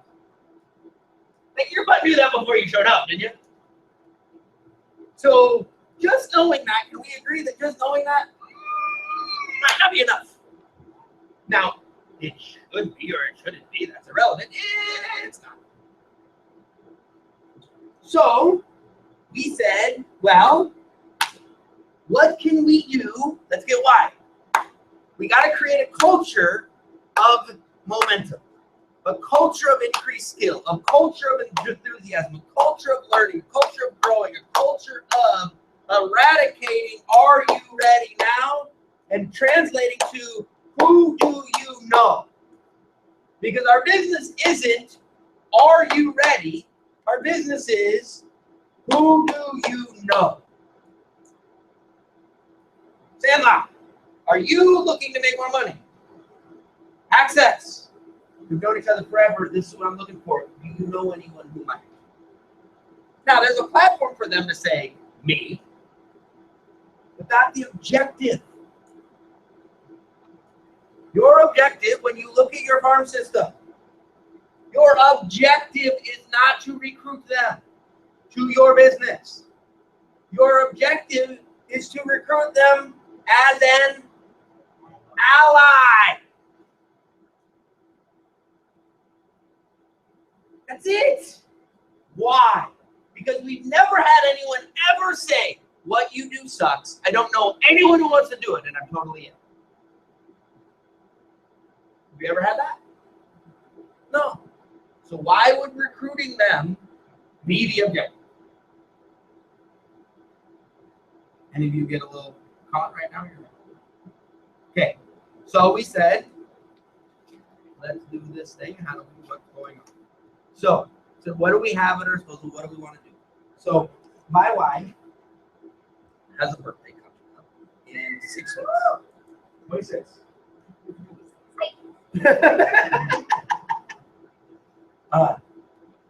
And the last couple of years, like things have been crazy and this and that. And I'm like, I want to do something special. Right? She's beautiful, twins going through. Guys, we survived the first year. Like, wanted to have some fun and wanted to create a space with the team and really, right? This is the year the team. We wanted to integrate a space. We really wanted. I'm like, so how do we have special times and how do we build something and what are we doing and I'm not historically the best planner on some of this stuff. I was all excited because I came up with this plan. I got all this stuff, and then normally this would be a surprise, but I can't be a surprise because she's at all the meetings. And I'm like, and she loves most of you.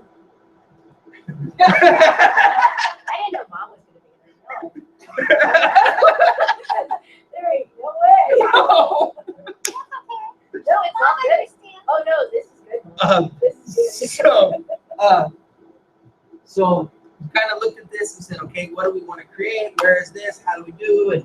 And we what our we need to go tell our story. Right? I mean, at the end of the day, we have to get past this fear. So what's that? What's that? Yes. It has to become familiar. We have to get past the fear, though. Because nothing's gotten us past it. RVP won't get you past it. $1,000 a month won't get you past it. How can you say that? Look at your schedule. Now, Surgeon General's warning, I am not talking to every single human being in this room. Right? There's a couple of you who have been doing a great job that are continuing to do this. This is just to continue. If you are that person, feel warm and embraced by you doing what you need to do. But for the rest of us, and I'm in the us part of the rest of us part of this conversation, we can grow a little bit.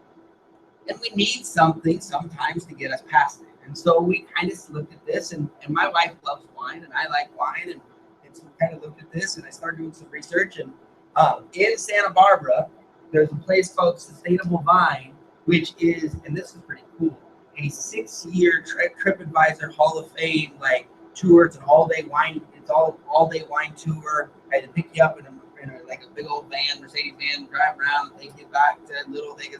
It's freaking unbelievable. This place is awesome. I'm like so excited to go, and it's expensive shit. It's the type of place I would not go to on my own because I'm like, I go buy a lot of bottles of wine for what this, but like a lot of boxes of wine, right? But it's just through that. And so I'm like, this sounds really fun. And I'm like, Robert and I can go, and this started. I'm like, we can go, we can do this. And like, the two of us, I mean, we enjoy our time, so we could we can enjoy anything, right? We enjoy each other's company, but I'm like, it'd be kind of fun if there were some people with us. And so I was talking, we were thinking about, well, how do we, and what do we do, and where does this go, and how do we create this space? And so we were talking and said, well, you know, if we, and it's fun talking and being around people that are fighting to create wins. And so it's one thing to like be hanging out with people. It's another thing to be able to celebrate an accomplishment. It's fun to be able to talk about growth and progress and a day of this. And so that was all sorts of fun. So I'm like, we're gonna do this. Now, Bravo's birthday's on a Friday.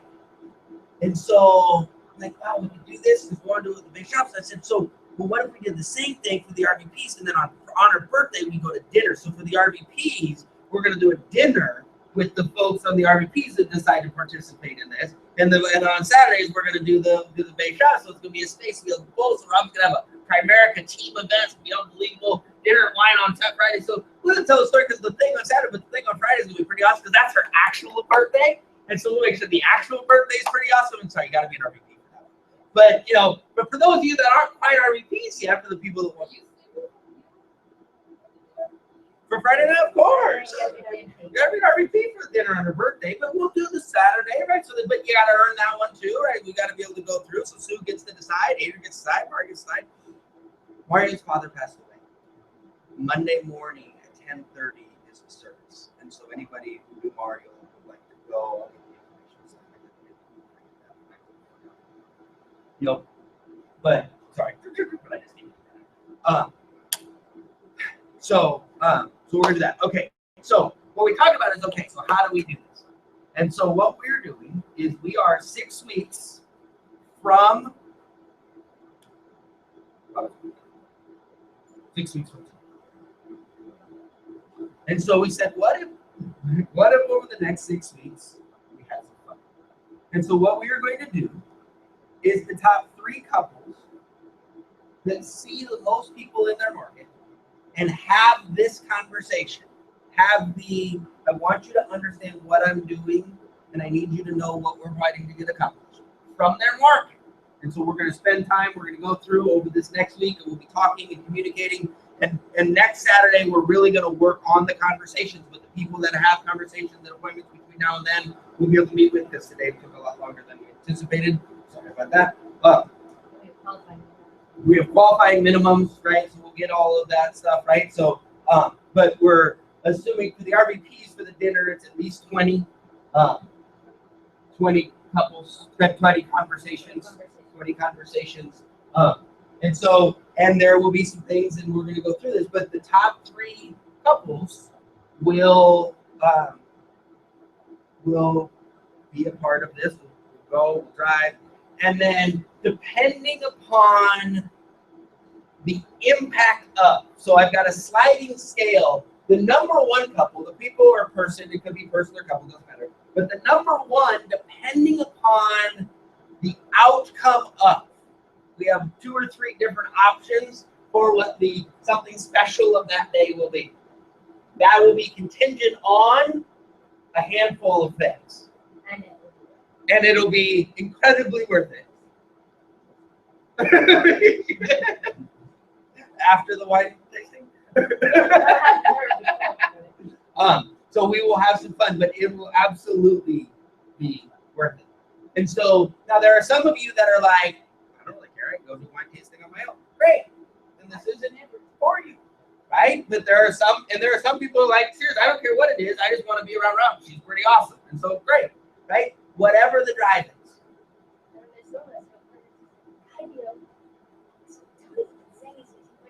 This would be awesome. David said, this would be awesome. Always good when we're all alive. And so the fun of this is we figured out, we did the math, and there are probably 8 or 9 people, 8 or 9 teams, individuals, that have a legitimate shot at this. Now, we're taking 3. So I didn't win. This sucks. Okay. So a couple things, just so you kind of see the weeds. But I want to make sure, and the most important part is this. We believe in this concept of advances in growth. I want to make sure that we're really, really clear as to why we're doing this. It's not about trip. You're not here to go white. White is fun. You're here to build a business. We have an opportunity to get past the fear and to create a handful of new norms. Well, guess what? One of the things that we need to do is we need to establish a base rate, a baseline of your farm system. The people in your life need to know how good and or bad you are right now. It's critical to everything we do. Cindy, what is the scouting report?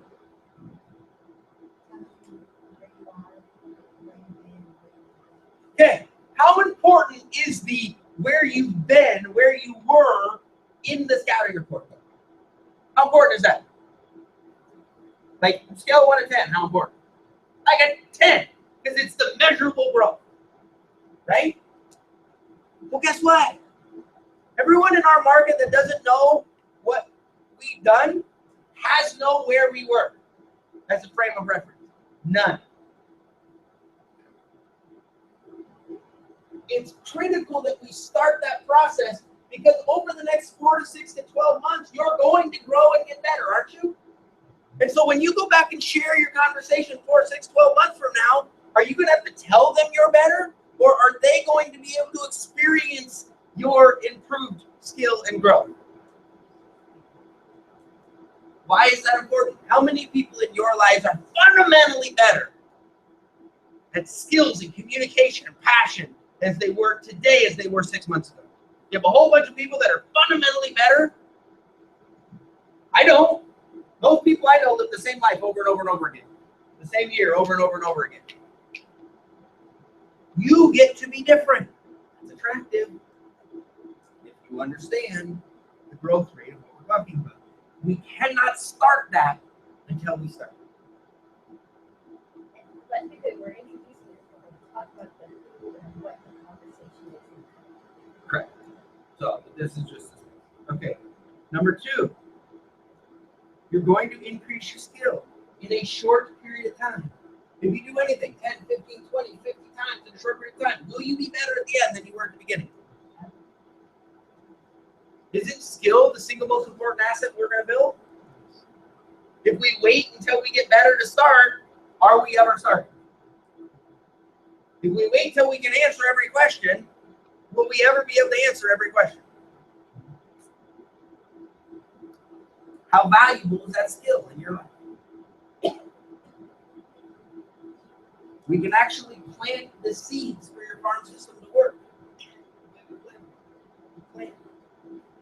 Our farm system, our scout team, is our long-term feeder system. But no one in our scout team can be on our scout team and recommend anyone if we haven't actually started the process. If they don't understand who we are, what we're looking for, and the role they can play, can they participate in that role?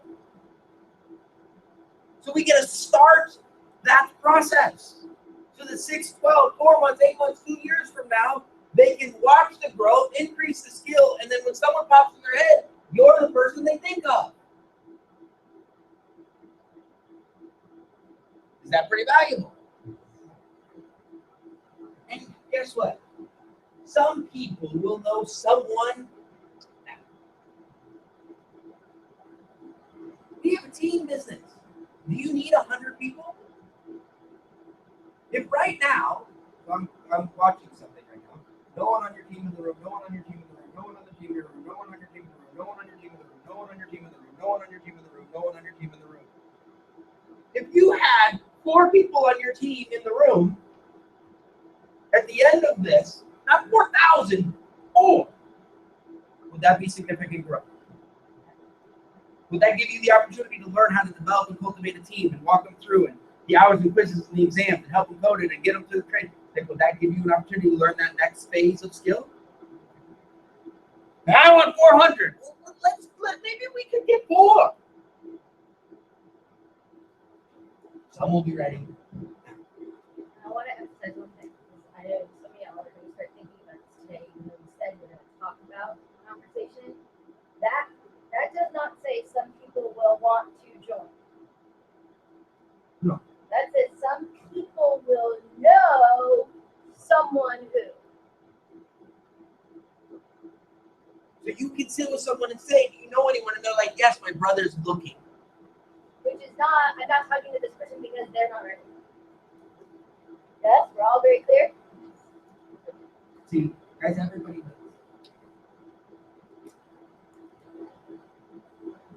Well, Brad, David and Anna saw 51 people, and I saw 11, and so I didn't get to go on this. Good for them. Are you blanket kidding me? You went on 11.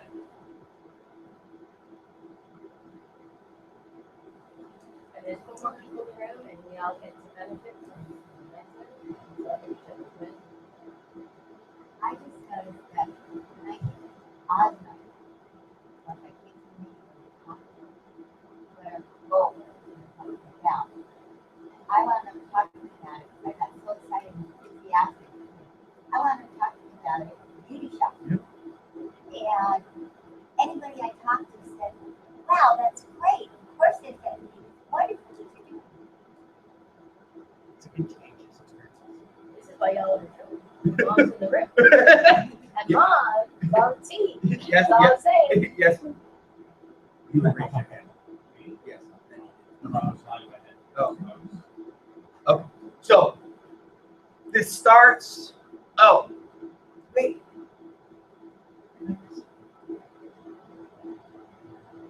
Oh, you get to increase your skill because the other thing is there are some things that we get to do with this. We are going to be able to run reports. So this isn't a, oh, I went on these appointments. That's great. You're going to have the opportunity to put the interview in the SSD, be able to flesh out the notes and learn how to do a film study. And you're going to learn how to ask the questions and to be able to fill out the information so you start knowing the stories as to what's going on so that you get good at the skills, because we're not here for wine tasting, we're here to build a business. But this is going to be an unbelievable event. It's the first one we've done. First of many fun things because we like fun things, and these are the type of things. This is my first Primerica event. I haven't run a Primerica event in a long time. I'm excited. I'm like, oh, it's fun. Guys, we want to live our life. We want to surround ourselves with people who come from strength in their life, who aren't scared of loss because there's an opportunity to grow. Look to make other people better. Look to create a safe space for the people around them as a priority. And can push themselves into uncomfortable positions so that we can create a new. Something else happened. Walking in, she experienced that she had when she went out of appointment. And this woman thought that she had done everything she needed to have the amount of retirement she needed at the time she was going to retire. And after you guys went over what she had and what she needed, she was $40 a month short. So she knew she could fix that, but she didn't know she was $40 a month short. So I wound up talking to somebody who told me they have a financial planner and they have things in place. And I wound up telling them that story because I thought that was so important. And that's what an advocate sounds like. I know. If you want to know what you're building, On your schedule. why you're doing this, this is perfect. If you want to know the benefit of this, you just heard it. Yeah, but my point is, No, wait, No, wait, hold on. Let me, Mom, please this let is me do this, right? This is what we're building. What does your business look like with 100, with 10 people?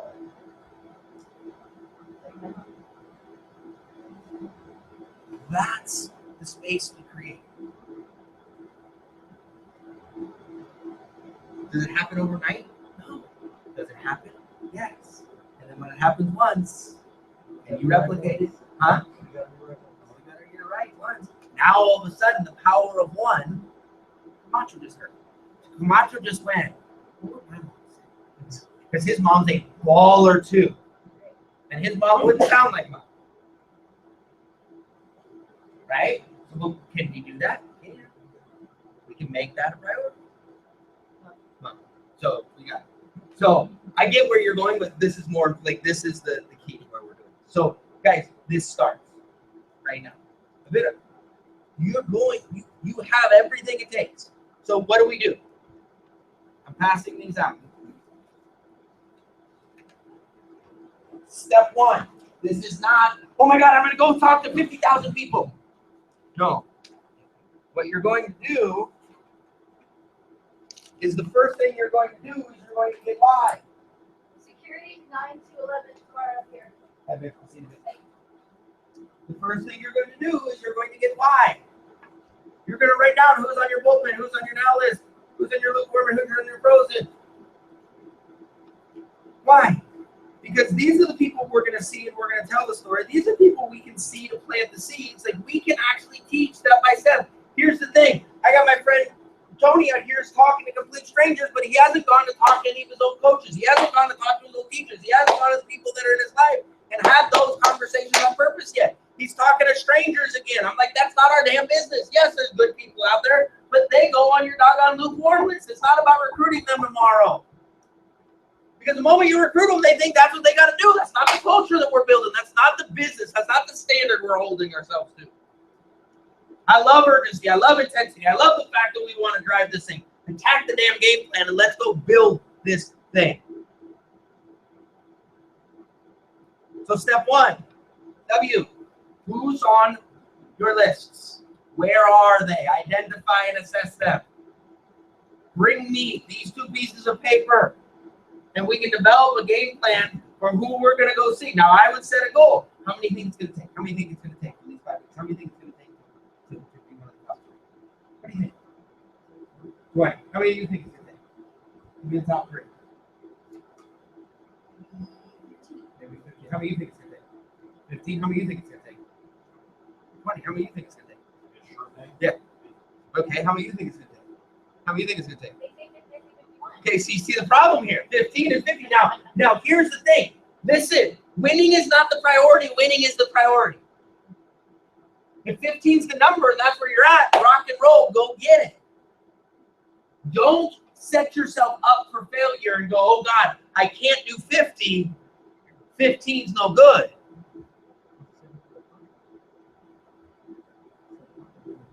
Right?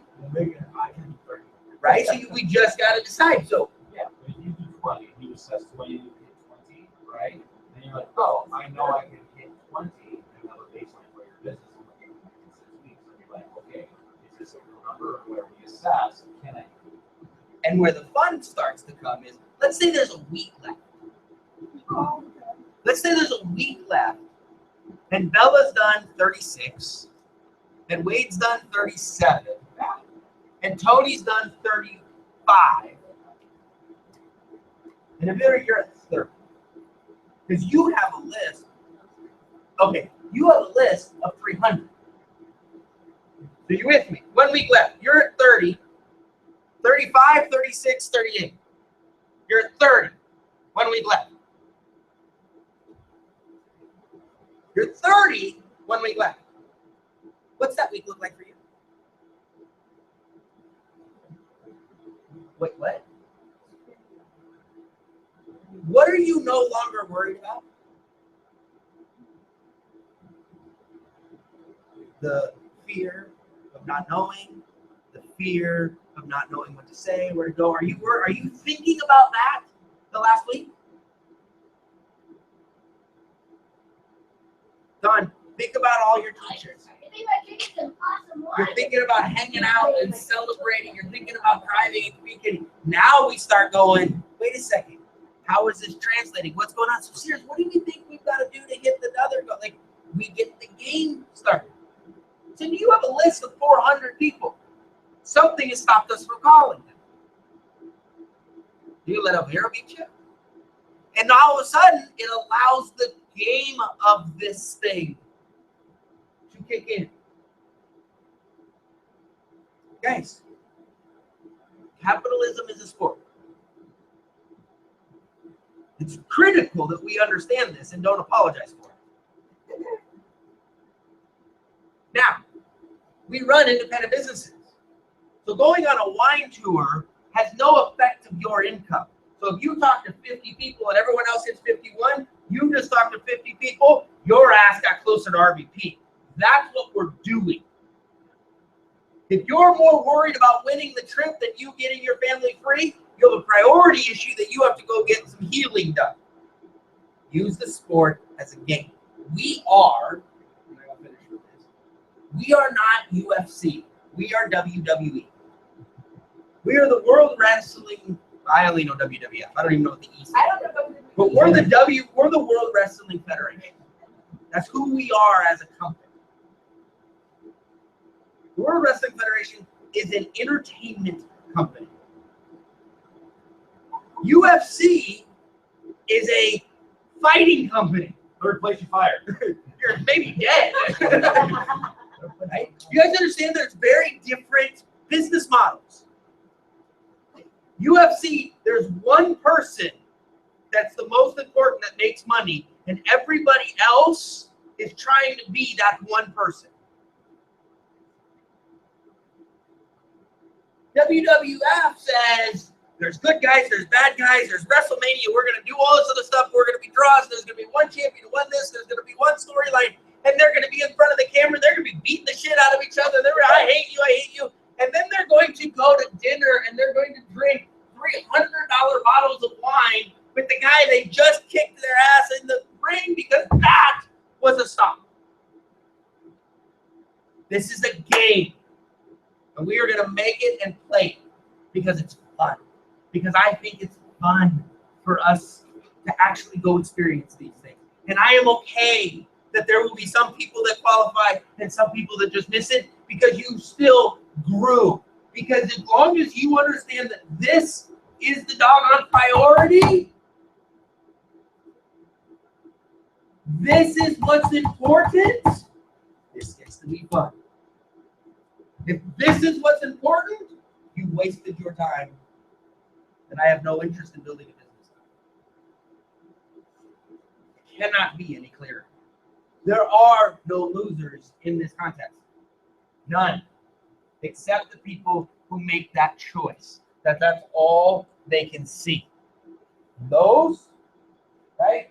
I told Adrian this. I looked at Adrian. I go, Adrian, you can feel like, this sucks. Man, I'm not part of the big shop. And I'm like, no, it's about understanding that the world is different. I have different rules for my 11 and 13-year-old than I have with my twins.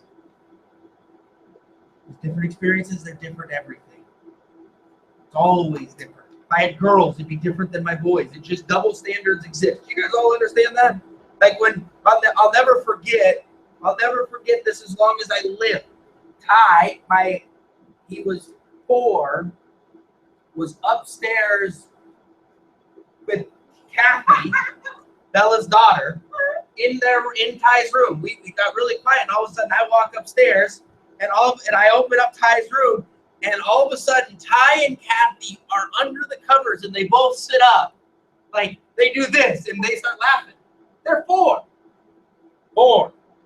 Y'all with me? 4. Kathy's 5, Ty's 4. I walk down. That's 4 right there. Jimmy was there going, that's my daughter. I'm not saying it's fair. I'm just my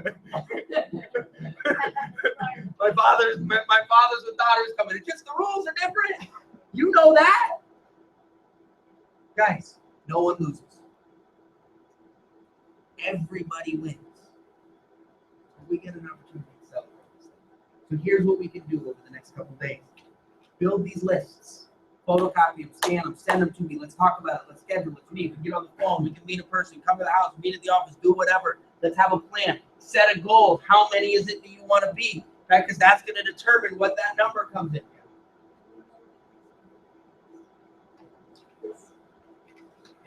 So we've got those experiences through that process. And we've got more, we'll email and all this other stuff.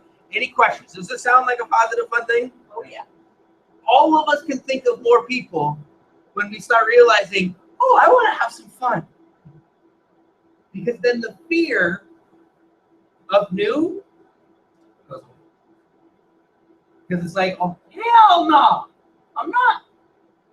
So, love you guys. Let's have some fun. Let's go out Wednesday night. Let's go out Thursday night. Thank y'all.